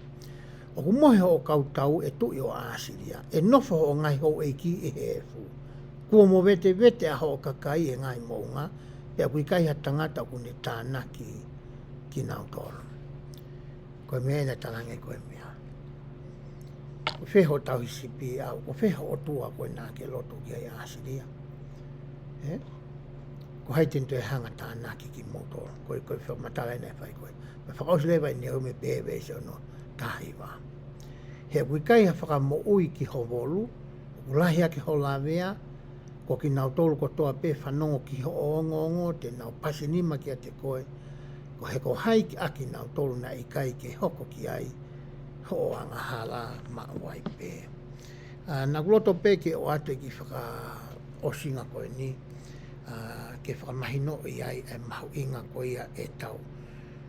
Kumi ke he tau hisipi ko ia o iloa koe o tua maui, pia tau whanongo ki ai, tau whawhalala ki ai, tau tui ki ai, pia tau nofo ki ai, kono ngā ke tau mao pe ene manawa o wha. Ta hoa ke tohi ko ia e palofita ko hapakuki, mo te whito i whakaukau ko ia hono wā. Te tau lava o whalala ke whinangalo e ki, pia mo ene tamai. Ka ki mua ke tau lau e ngahi wēsi, o ko roto pe ke o atu haki i tala noa whaka historia pe ko haki i context o hange ko mea na tau tala noa ke ka mataanga ke toi tokoni ka tau tolu. O whikau aki pia moe foi, moe tohi koe ni hapa kuki. Pa kono hinga ko whaasiwa i ki lalo i he tau polo kalama. E ko lau atu i he ku telefoni a tohi whakatonga. Ka kui i te au e ku tohi whakapapalangi. Kono hinga ke na whetokoni aki i he tala noa ko i te tau whai. Ko e uhinga e fo i rea ko ia ko e hapa kuki. Ko hinga ko ataha ku ne hanga o ku wha o fua ki hataha. Ko ataha ku ne hanga puke mai. Ataha ke. Ko uhinga e fo i rea ko e hapa kuki.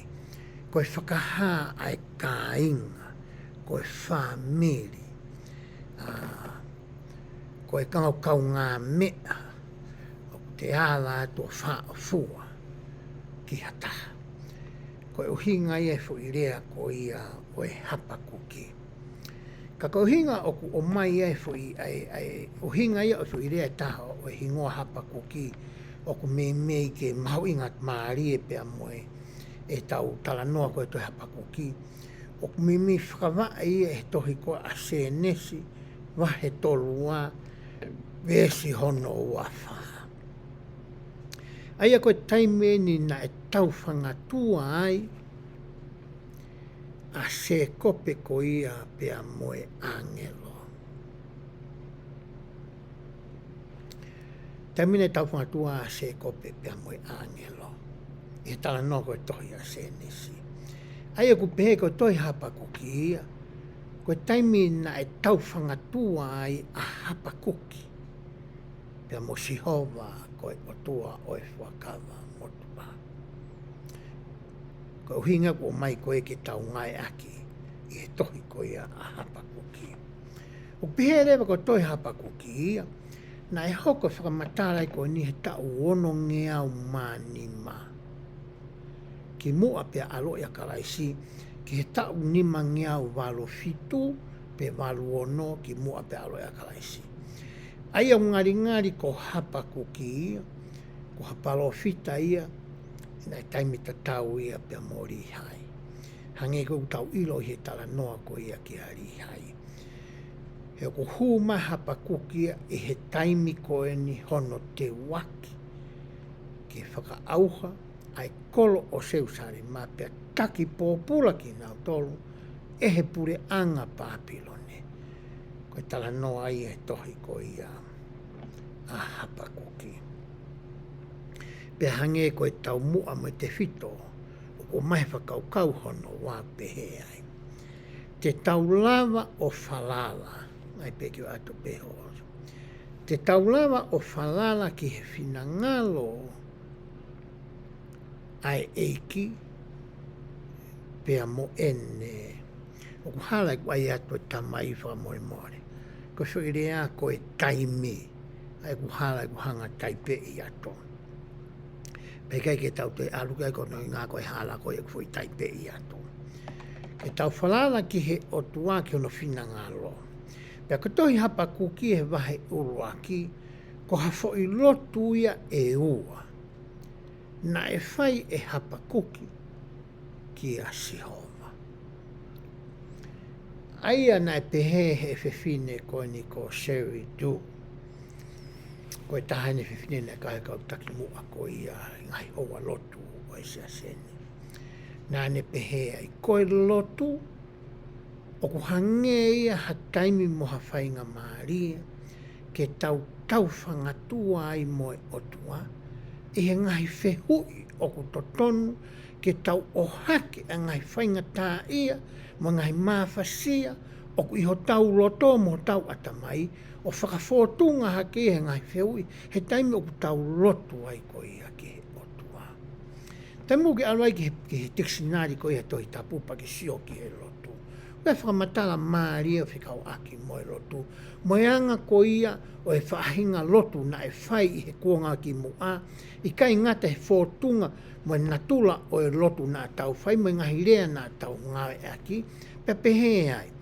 Ka pau e mahino ka te ki tau tolu ko e lotu ko e waha aia o e whetu utaki a whanau ki hanau tamai. E whakanatula rewa a e rea te tau ngawe aki. O hange tofu pē ia ko ha tau kore a whanau ki hanau tamai. Ko e lotu koina e whai e hapakuki. Na e tau whangatua hapakuki e ngai whehu i nā ne ange ki he otua. Pea moe otua. Pea kua ko i tau tauria he tohi koe a hapakuki. O kui kai ke kōwia ke tau whangatua moe otua. Hange nai whai e se kope moe angelo. O te tau pēr tō ulawa rei pēr otua he. Tene la pēr oa. Tene la rei pēr. A ngai whehu kou tau oange. Koe mea koutou e hako i mai koe e hapakuki. Heri koe tau whangatua mo ia. Pane o mai e fo i tari. Ki ho o loto, mo ho o kore, ho o tangi mo o moi hu. Kono whina ngā roi kune a mai. Te ke whie maari e ki ai. Te ke whalala ki he ene tari. Neongo o kui kai koe me ea na ake whakakaukau ki ai. Neongo o kui kai koe me ea na ake hori ki ai. Neongo o kui kai ke whiunga ene tari. Pea moho loto, moho o whakaukau. Koe te to i toka te rini, me te to i whakaukau whakatuu mai. E whakaukau honoa. Pea ako i mai e tohi ko ia. A hapakuki ki a koe pea moa. Ko watu ai context, pe koe ki whakaistoria. I he taulau ko ia e talanoa. Te tau si o reo ke te to i mo oni koe, mo i toka te rini.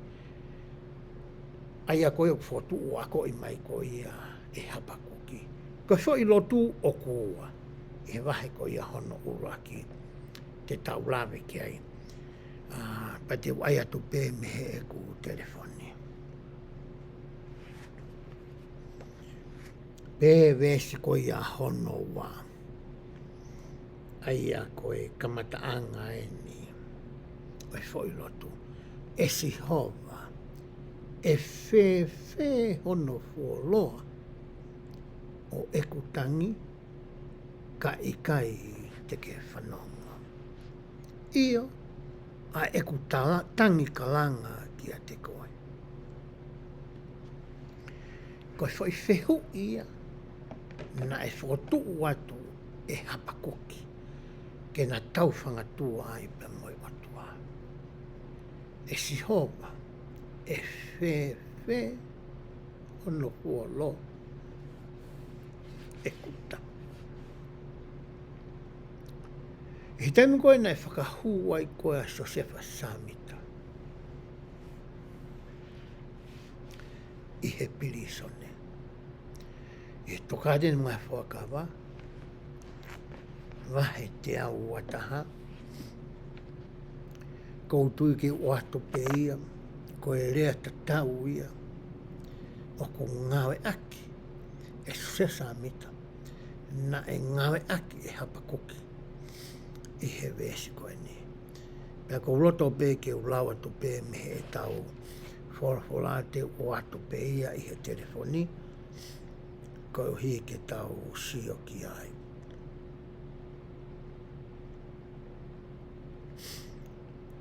I tohi tokatini mo ngai fuakawa, e wahe te au wataha. Ai a te ula watu me vesi uraki, pehe ai. Ko e lotu ani na e whai ko ia, pe koe tangi na e whai ko ia e palawhita ko Josefa Samita, o tonga ane he pilisone ko ia ripati i Missouri. Pehe vesi hono uraki. E o tua, o kuke i whē. Pea oku i whē ai whare, oku ufi ai, aho fufu anga. E whē hono fuoloa, ai ta ofi ho to ukupu, pe a whio, aho fofonga, io, aho fofonga maa, me he ngahi langi tae ngata, ki he ngahi kovia oho kakai, pea moho o kau tamau eiki, mo e ongo ki pea ongo ki hoteringa, ai nau ngahi tangi. Io e eiki, e whewhe hono fuoloa, ai nau kātaki ai ngahi kovi, mo e ngahi whakamolohia tae totonu. Ko ene. Ko e whihu ia na e whai ko ia, e hapa kuki, ko e whihu ia na e whai e paupita ko so samita, pea ka pau te tau te alu ke tohi ai ngahi same. Pea tau sio ai ki he whihu i tatau. I he tohi ko ia a rea whakatātā,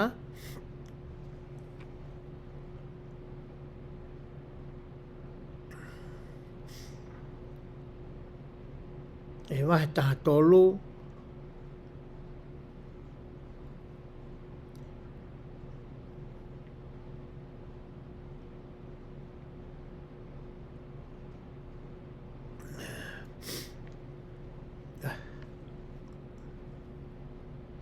ngahi same. Ngahi same, ala ke toike. Wahe taha tolu, vesiwa, pea moe tolu, pehe ai. Vesiwa. E whewhe hono fuoloa, mo e ku lau loto mo hoku lau maani, o loto mamahi pe i he aho kotoa pe. E whewhe hono fuoloa mo e whie lahi ki a te au a hoko whiri. E sihova ko hoku otua, ke tokanga mai pea o ngo i au. Whakamama hoku mata te ria, na aku mohe i he mohe o e mate. Koe whihu ia na e whakatuku ko ia, e hapa koki e ki a sihova. Pea tuke o hanga laua te whakaosi ko ia, o e vesi uruaki nā tau lau ko i ki ai. Mahe uruaki, vesi hono uruaki. Pehe ai. E sihova e whewhe hono whoroa a ekutangi, kai teke whakaong whanongo io, a ekutalanga ki a, ekutangi kalanga ki a te koe uhi, koe whakamalohi, kai teke whakamoi. Hoko te vesi koe hono tono. Koe hā o kuke whakahai ki a te au ai angahala, pea pure ke umamata ki he mamahi. He oku i hoku ao, ai mau mo e whakamalohi. Pea oku ai, aia, o whakatupu ai whakaha. Ai whekei mo e whakakikihi.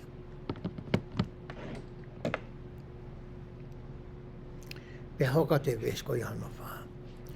Ko ia oku vai ai ai whono, pea kui kai au pito ke aluatu ai whakamau. He kua kāpui ai mā oni e he angahala. Ko ia, ko aluatu ai whakamau tai totono.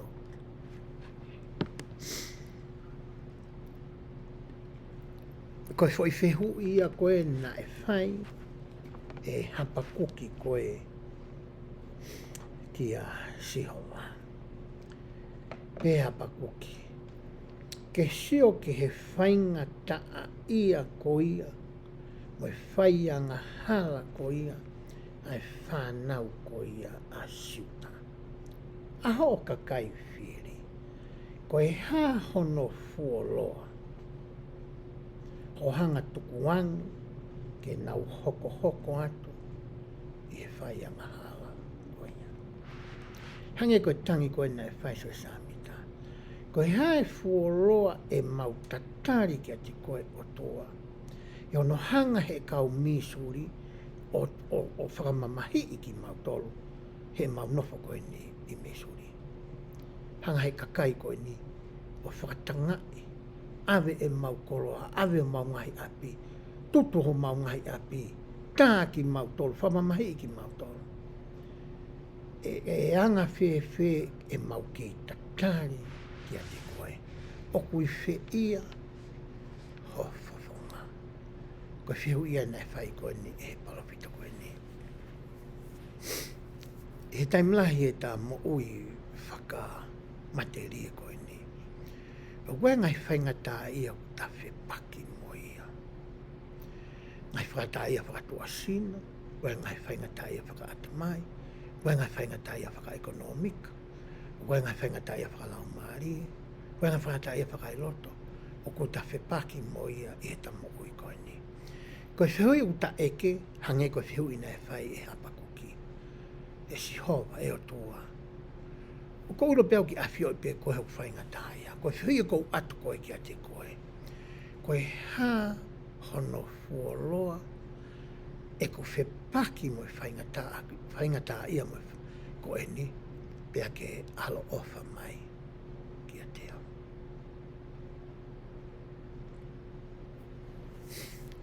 I he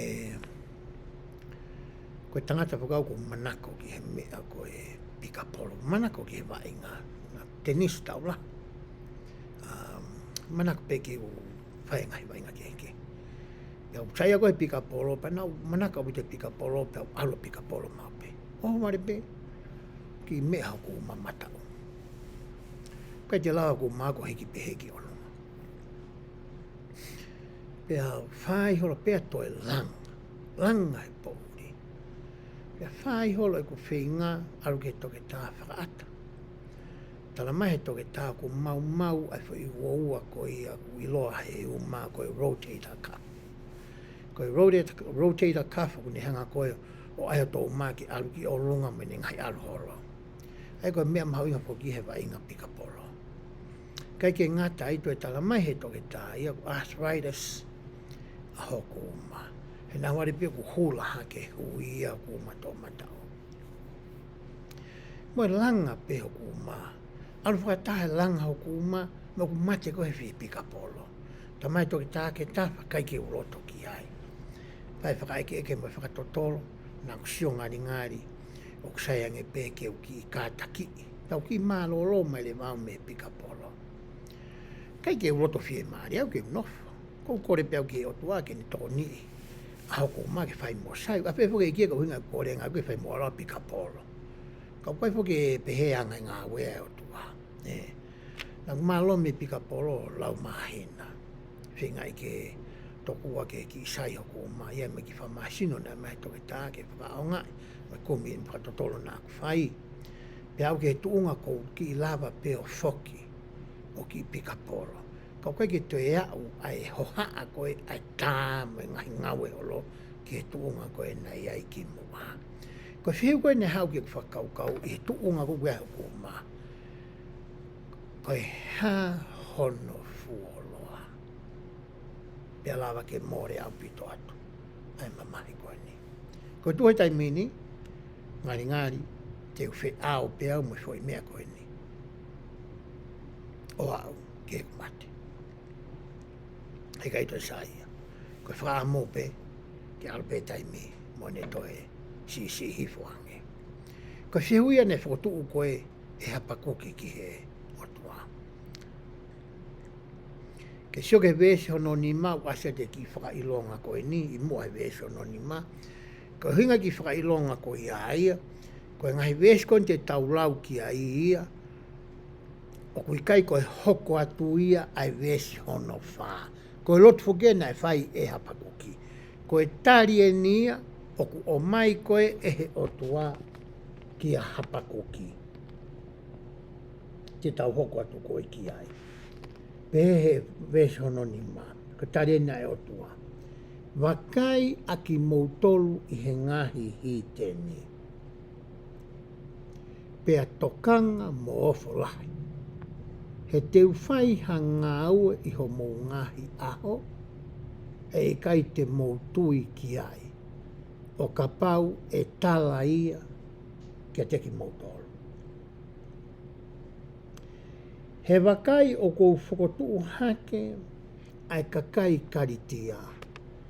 Koe pure anga whakaita, mo whakato'o. Ai e alu atu ki he mau kupu o e whonua, ke mau a ngai potu nofo anga, oku i kai o nau tolu.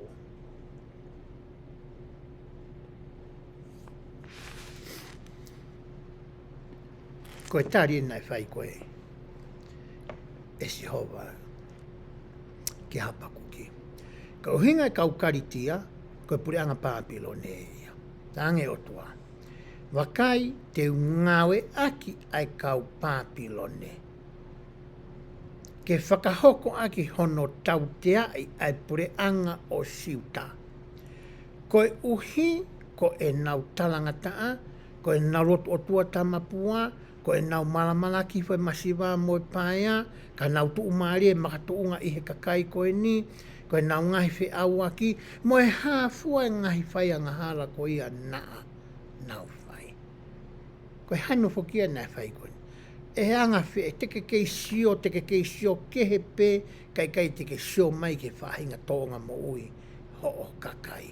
Ko e tāria ni koe na ange koe e Sihova koe ki a hapakuki. Pea hoko te ne whakamata ki he pure anga koe ni Papilone.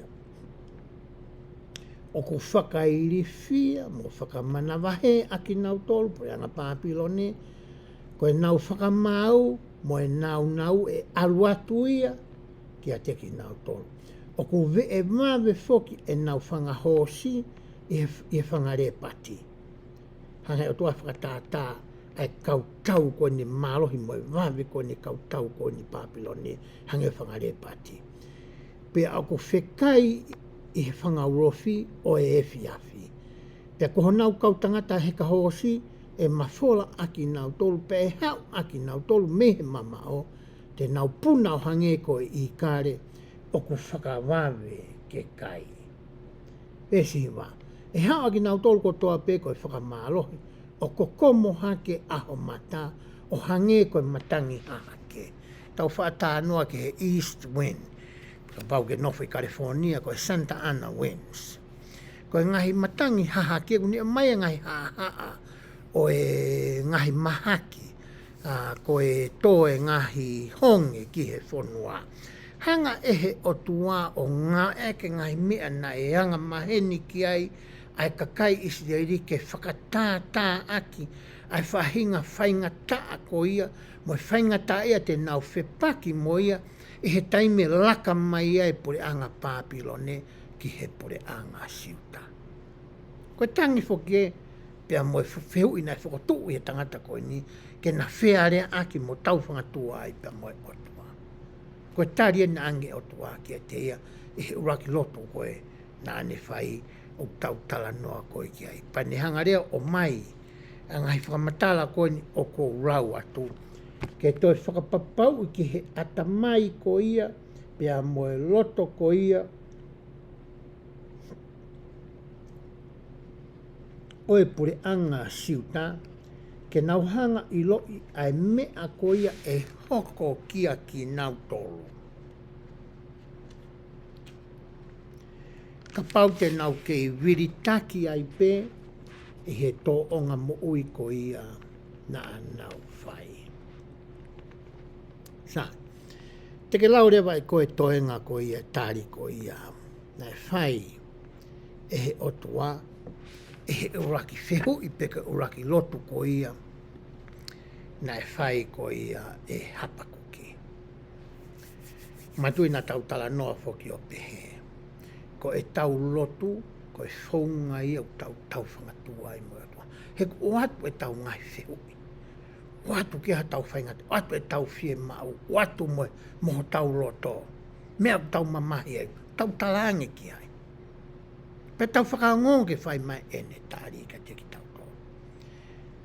Taka pau ka ki e te mea tau tokange, tau te o atu e whehu i ta. E he tau loto. Ko mena e whai koe mata. O atu e ne whehu i, sio ke kakai e nau whainga tōnga mo ui, tāri mai o tua mea tene whai, to e ria tu e matapure ko ni he lotu hono wa, a whiwhiu ia ta. Ai te tau sio ki ai, pe te watu pe ia i he tau. Ma tiko i whailonga ta tau ena na ksua he vese ono ni ma, o ku asi atu i he vesi ono tawa. Toe rea atua hapa koki o pe. I kai o ku ke talu mei mua koe e sihova ko ku otua, ko e ku tokotaha mā oni oni, e i kai te maumate e sihova, ko ke tūtūni aki nau tolu ma ai whakamau. Pea ko ke whakotū aki nau tolu ma ai tautea e otua mafi mafi. Pea hoko atu e ne whakamatala ko ia a hapa koki. O ku ke fofonga mā oni whau a koe. Pea ku i kai iai te ke wha a whio ki he kovi. Pea ku i kai te ke wha a sio ki he angahala. Ko e hā ku ke a whio ai ka teki nau tolu whai kākā. Uingani ke pure anga pāpilone. Pea ke longo pe. Ka ku ke whakaauha e he angahala. Aia o ku mā oni hake ia te ia.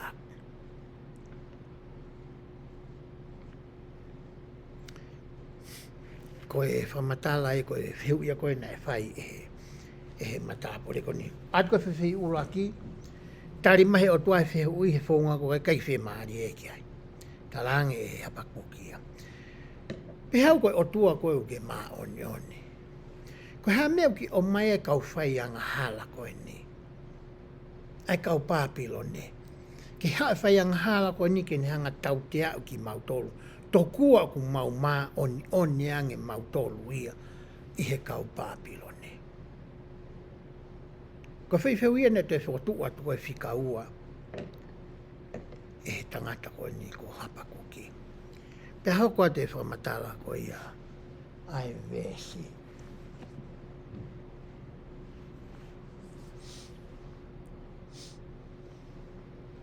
Vesi ono tāwha aku pehe. Pe aku ngauhi ai kakai o hange koe ngahi ika o e tahi, mo tatau mo ngahi mea totolo. O ku ikai hapure, ke teki nau tolu, hanga e hapa kukia to o mai fo irea me tohi ko ia a senesi. Senesi vahe uluaki, vesi wano, pe mohono uafitu. O ku pehe ai.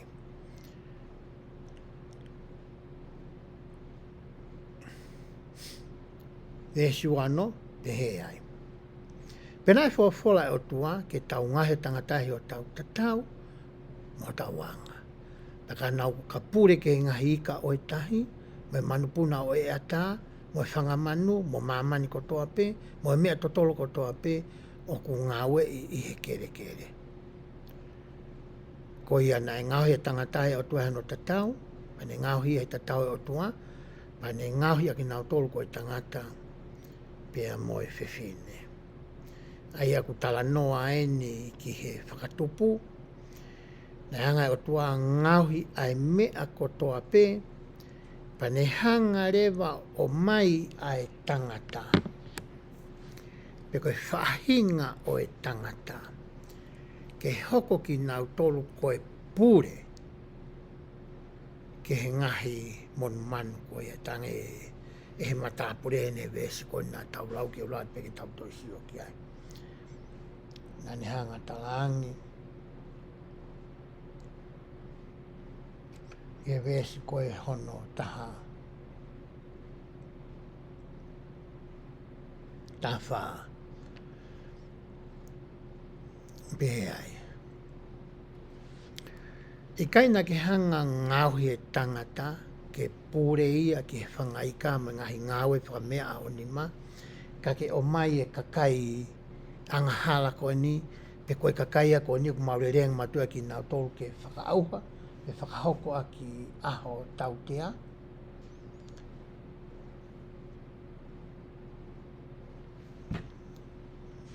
Tāri rewa e nai whai koe e he otua ene, hoka te whamatala koe he vesi. Hanga rewa he otua o mai e ngahi whamatala whakatou tai. Mahalo e mahino rele ke kautama me motu, ai vesi ko ia hono tahani mau pehe. Unau toha ko toa pe nau tolu i he mata. O ko nau moua aki nau tolu i ho nau kupenga, mo tānaki aki nau tolu nau kupenga toho, ko ia o na o fia mo neke neka ai. Pe ves ko no tafitu pa o siu pehe ai. Ko ia e au koa hona kupenga pe e kai au pito hata ofi ke whakaauha o ngahi pure anga. Waheiwa ves o no uraki totonu ke hoka ves uraki o waheiwa ia ko ves tā walu ia o wahe tafitua pehe ves uraki. Te utu he e kureo tangata reo ni utala noa ki ai hapakuki pea nofo he ku whare leo pea te ureo ke ilo pe koe hate ne wholofola mai ki a te au pe koe hate utari aki o ka waloki i au. Ko whihui e nei whakotu atu e he matāpure ki a sihoa. O se ne whihui uru aki he ne hanu pe talamahe e ki e tāri. Kaki lotu whemari e ki ai. Kaki loto ia ke mea kou talamai e he otua. O hange koe whakarea ko ia te toi whakaukau hono wa. Te taulawa o whalala ke whinangalo ai eiki mo e ne taimi ko ia whakahoko ai e ne whinangalo. Neongo ka pau koe me e kai te ke loto ki ai. Neongo koe me e kai ke tatau mo o whakakaukau. Neongo kai koe me e na ake kore. Ka koe tāria kune o mai. Te ke loto fie maari e peki ai. Koe mea nei whae tama koe ne. Whae e ne fo i kore. Mo ne fo i hanu. Pea mai fo i tāria. Toi talatu e ea. Kai na kai ke uhinga au ke ai pehe. Na kai ke uhinga tau ke o mai ka kai koe ni ke nau whai aho o tau te a moho o tōtō ni. Vesi hono ua o wahe ua. Te tau hoko atu ki ai. Te tōtō mea lahe tu pēku wawe o tau taimi. Pē vesi hono ua. Pēnā e whola si hova kia te au o pehe. Tohi ai mea hā mai pea whai ke ilongo fua i he ngahi pare pare, ko e uhi ke whaalere e ia o kune lau ia.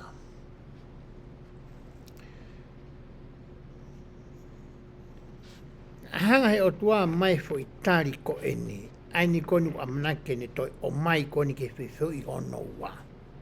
Talangea tohi. Pea ngau eki ai rea ko ia o ku mahino ngofua. Koe taimi nahi poko o mai e kaupalofita e o tua, hanga o tua mai ngahi visione, mai ngahi whakahaka te ki nao tolo.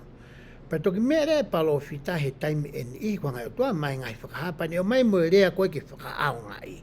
O mai pia o tua e visione mo whakahapa, pa ni o mai pia ngahi rea ke whakarea mai ke palofita. Pea rea taimi eni i, o mai pe fo i visione mo whakaha, pa toki tukuange ki he palofita ke ne hanga whakamatalai.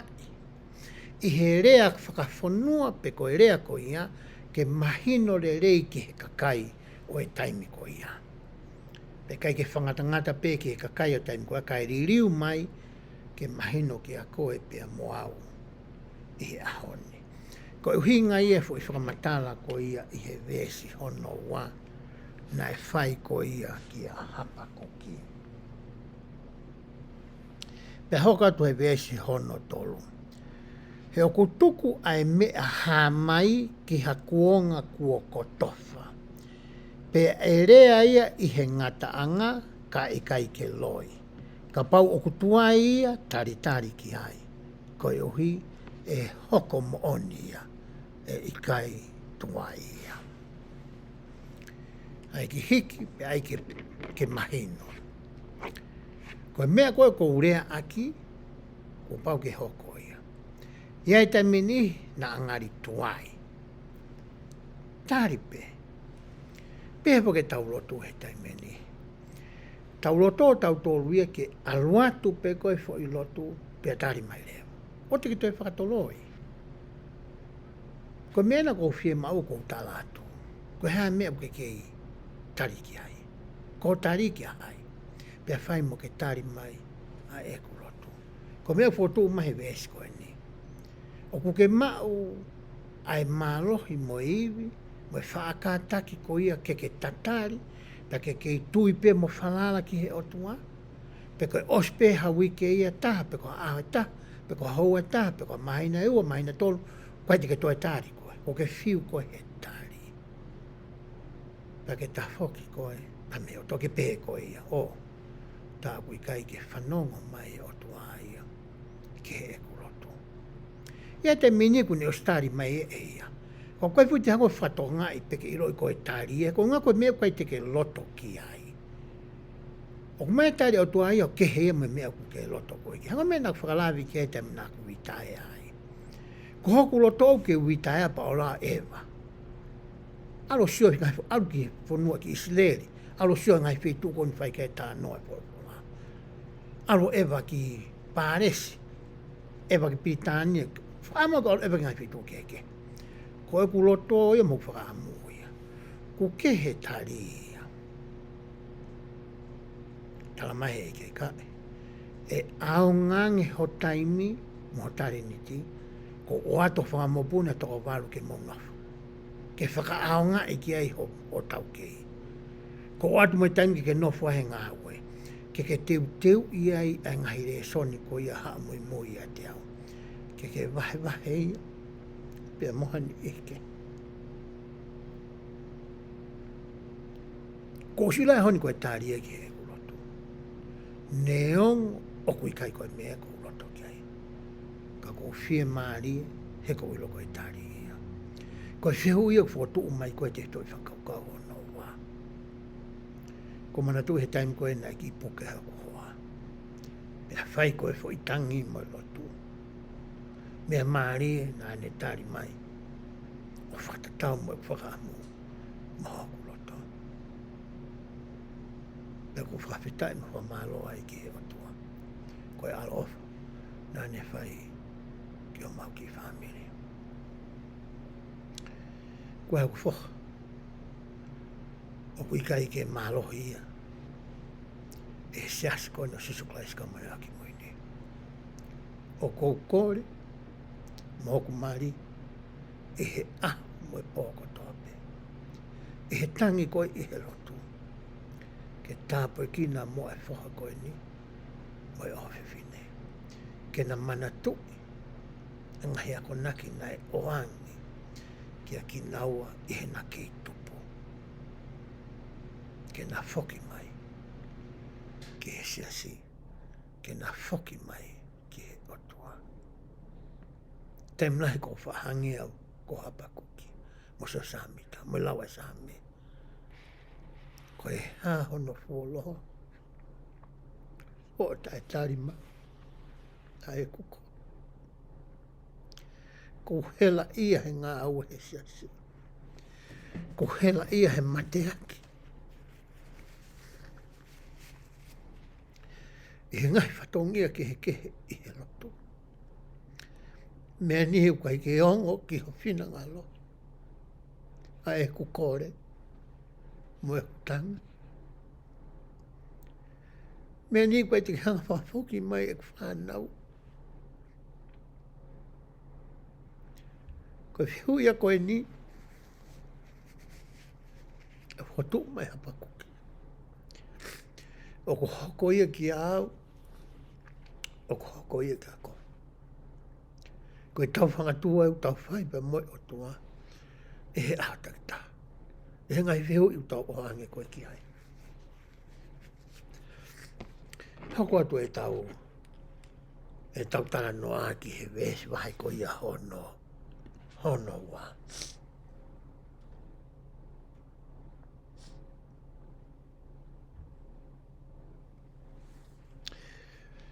Wesi ko he hono. Hono wha. O pehe ai. Wakai koi a ko hiki hake a hono lau maari e. O kui kai anga tonu ia te ia. Ka koe tonu hia e mo ui i he ene toi.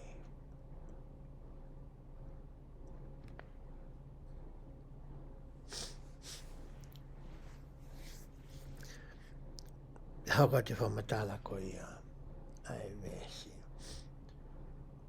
Te alu ke vesi ko ia hono.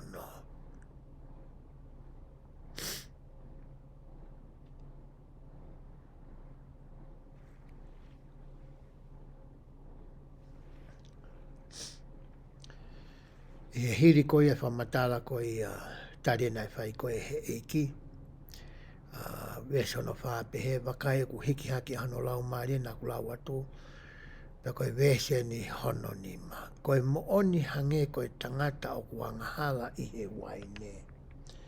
Pehe kau tangata ilo o ku hala fo i liu koe ne waine pehe. Totonu koe waine kuangahala i he ene ngahi koloa. O ku fie lahi ia. Pea kui kai nofo mau i hono api. Uni whakalahi ene hori. O hange koe whaitoka. Pea tatau moe mate. Pea kui kai ke mākona. Ka ku tāna ke te ngai pore ang kotoa pe. Pea fotu ki ai kakai kotoa pe.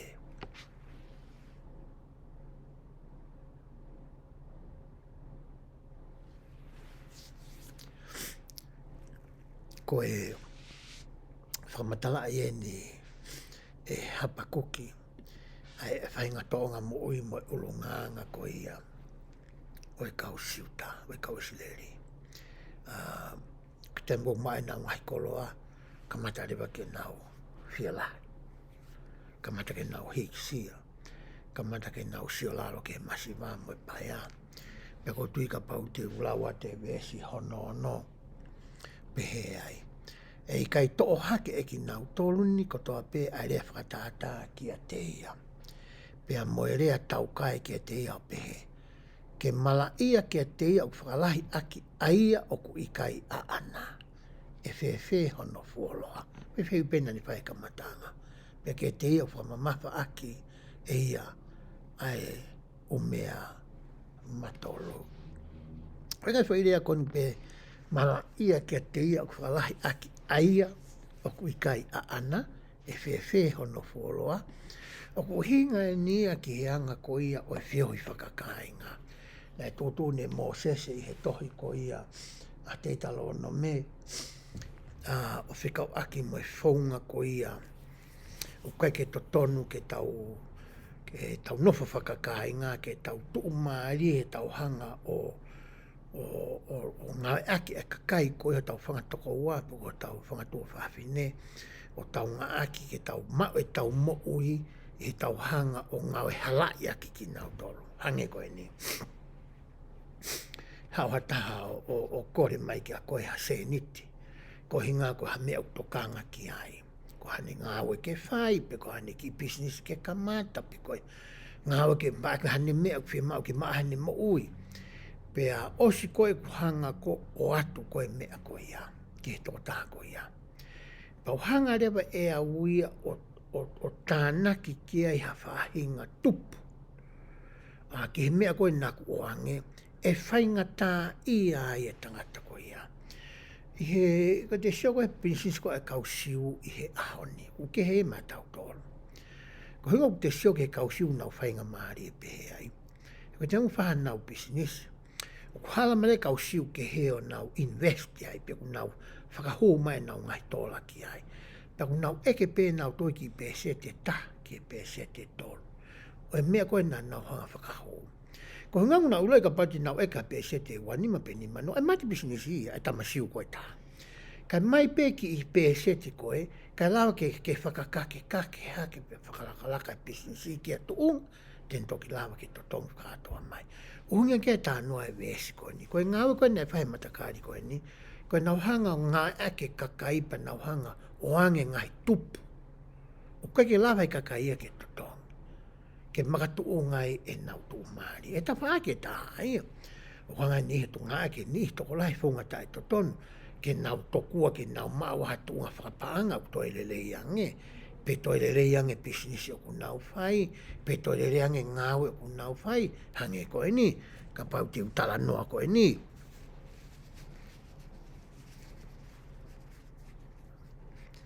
Te u whakatātā pe ki o ku hoa. Waine ki ngāwe ku whai. Pea he ki ngā ku ne whai, whai kakai. Pea ku ne whai nau whiare aki he ngai mea kehe. Pea o ku tala noa mau pe moe hoa. E sai pe ke ngā peha ki tupu. Ke mo ui pe ia. Pea toi mo ui pe. Ai kakai ko ia ku nau o mai koe ki ai. Kai ko hingai ke mo ui pe ia. kasi mate ai kakai a koe. Ko mana tu ia ko ke tupu hake, ke isi i tonga. Nei ki whare koloa kua mātua. Pena tu i hawe roto. Pea i tamina ku wako ai koe walu ki hea koe a skolo. Nā pehe ko poto. Pena kai whare koloa mātua ki whare koloa mā apito. Pena e holo ngā mai ki ai a ngai kolo mi tonga i hake ifu. Nau hau to kua pehe ku mā ki whare. Pau alpo whai ki eke holo i kolo ki tu ungai me toko ni. Pea ure anke ho mātua koe nyungari mā. Nā kei ngalo ai whahinuhina whaeta mai koe ni. Koe pisinisi ke mau pē kuki i mo ui. Pea toi mo ui pē mo e kakai. Oku nā maa whakatau i au. Kai ke ngalo ia te au. Ai rea e tamai koe ni au ki hawan. Nā oange whakaukau te tau. Ki hoku wae ki ngā oe koe ne whai. Mana tui mau pē. He kai te ke milionea koe ai. Nai o mai pē koe e ki business o ke whai ke tau mo ui mei ai. Pea ke toi toko ni e hane eke. Koe me eia koe ne urunganga e tahana e whai koe e he kau siu. E lo tonga koe e nau. Nau whenga, nau tolke, nau tu maari. Koe uhi. Koe ni ihi, koe ni. Koe wahe poki a hapaku ki koe wahe pēia e tolu. Hei kai ke utoe maa te ura pē vese hono hiwa ke whakaosea ki ai wahe koia. Koe wahe ua au ia ngai fo i whakatokanga ai o ko whai e he otua. Pea ka pau te ke lau hifo e ngai whakatokanga koe ni o ko asia i he vesi hono na aku lau atu. Ange ki usange pe koe hai whaki rea whakatonga koe ngai aki ki whakatokanga whakapiritania.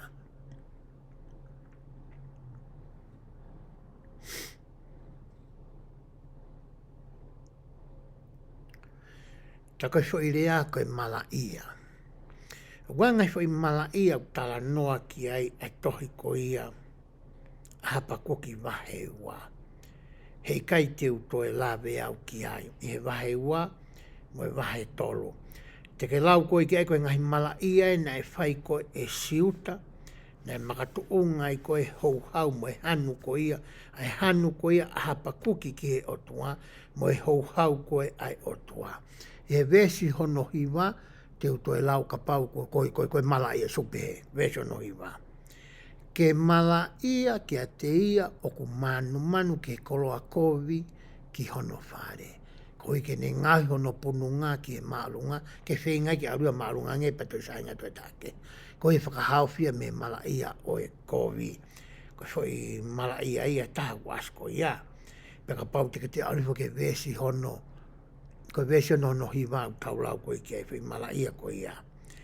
Peka pau te to sio ke vesi hono taha wau pe ai. Ke malaya ke te ia kulanga ai koloa aki ai toto.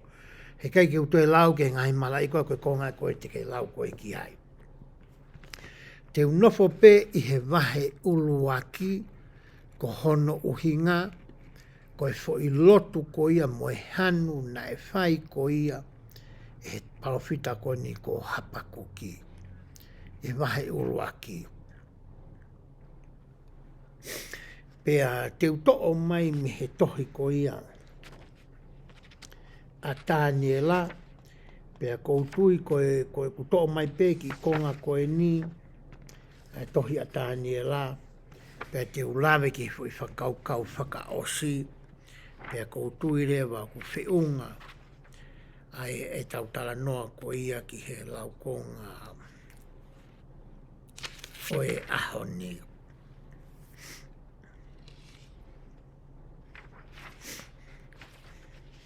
Aia ka paui awe ho o mana tū ki e tohi ko ia a tānia lahe wahe hono tolu. Aia nā tautala noa ai ke ngahi kaunga mea ko ia o tānia la. A mana tū ia me sake mo apiteni ko. se tareki me sake mo apiteni ko. Taimi koe na hangai koe nepu kanesa ko ia langa koe fu I misi ko ia ke punou mo hu kotoa ki ai. E ka kai ko ia hono fonua. Pea kai fo ke punou ai foi toko tolu se tareki me sake mo apiteni ko ia. Pe atu ko no tātala ki nau tolu ki he tui. Pe atu koe nau tolu koe ke whakamau I koe e he tui. Ko roto ke uhanga lau atu e tari ko ia na e whai. E he kau tangata koe ni ke whakamanatu e taure e soni ko ia. Ki he tui ko ia ko nepu kanesa. Pe ka paure tau alu ke tohi ko ia a tāniela. Pea hiri pe ku lau ko ia pa tau sio ke whakaukau hono tolu. Tau lawe si ki ai pa kou tui tau whiunga ki he ahoni. I he wahe tolu, koe whaitari e kau tama, o ku haa ia he wesi taha whito. Pe he ai he wesi taha whito. O se nono atna tolu ki he tui. Pe koe tari ene ku pehe. Ka pau o ku pehe. O ku mālohi aho mau otua. Ai o ku mau tauhi. Ke whakahauwhi. Aki mau tolu mehe afi vela kakaha. Pa tene whakahauwhi aki mau tolu meho ni ma e tui. Pea ka pau e ikai. Ke ilo pe e tui. E ikai te mau tauhi. I ho ngahi o tua. Pe hu ke mea whakatata koula. Aia. Kua ke whakatu. Te o mai fo I tari koe ne whai he kau tangata koe ni. Ke whakaosi ake te toi whakakau koe ni hono wā.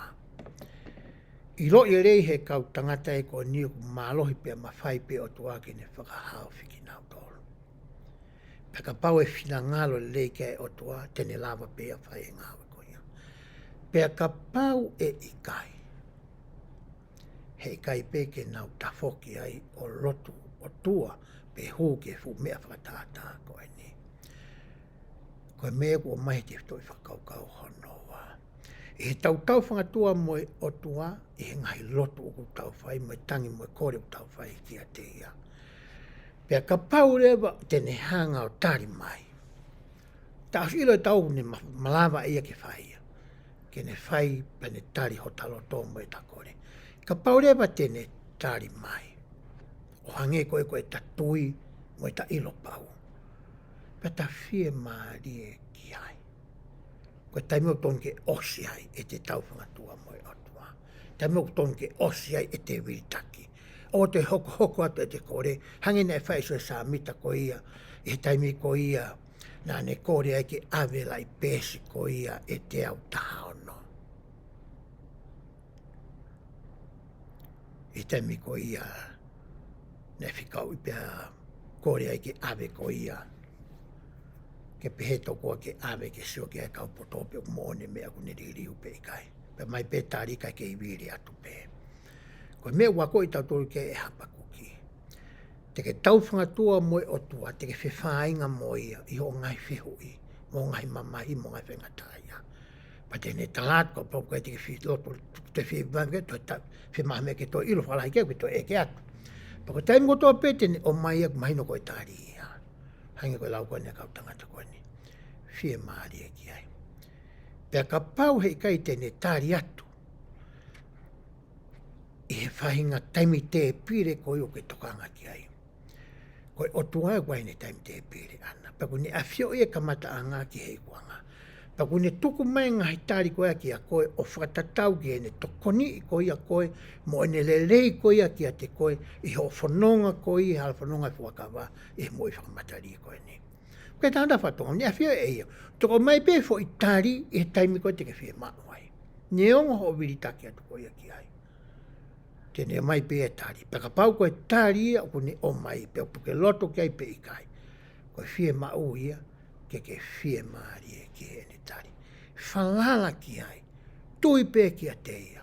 He kune I lo ia ho mo ui me kamataa ki e wanga. ko ne mai ai tari, ko ne afi o ia ko me e te ke fie maari ai, i he whanonga loa ko ia o ke vai. Ko e te toi whakaukau ia hono wāku o mai. Te toi whakaukau ko e hono whakaosi, te ulawe ki ai ku pehe, e fia ai e ki mono kakai i Saione. E tohi ko ia a se whanaia. Hei kai te ulawe au ki ai, te utuku atu au ki a koe, ke whakaonga e ngai whaunga na aku ulawe ke kamataanga i tau reso ni au ni mo tau pitano aki. Ke kumi ki he context, ke mea whakahistoria, ke mahino i ai content, a whakamatara to se whanaia, paka oi kia po taimi koe te ke laua ai content, paki whakatotolo i ke mahino ki a koe, paki loi pa mahino ka koe te whitoi mo oni, mo te whitoi toka atiri ne. Pea hiri ko hoa koe u tohi ko ni, toi hapa kuki, se whanaia, pea mo nehumi, pa tau hanga whakaaonga, i ngai te whitoi mo oni ko ia, ki e tau mo ui. E ka inga mi whamiri pēsi honuaki, i nā lalafu. Te wate whaka mo oni, whakafo i tui ki a teki mo tolu whikaaki mo te whitoi mo oni tau tala noa ki ai i he ahoni. Ko e otua o kune mao ia mawhai mo e malo. Ke ngai ere meni te mo ui koe ni. O kune mai mawhai mo e malo, ke whakahoko hano whinangalo, e whainga whaunga o whinangalo mo loto ki ai. E he taimi ta tau pe koe otua ia o ku whonu manawa ofa. O ku whonu i he alo ofa. O ku whonu i he mesi. O ku ne awhio i koe pia moau, pia ku ne ofa mai kia koe pia moau. O ku whamoni i ka teki mo tolu. E taimi ku tau whangatua e me o tua he loto ku tau whai, mo e kore mo e te whitangi ku tau whai kia te ia. O ku awhio i he o tua me he kamatanga ki he ngatanga. O ku ne awhio i ngahi mea uta mamahi ai, o ta ngai whai ngatai ia.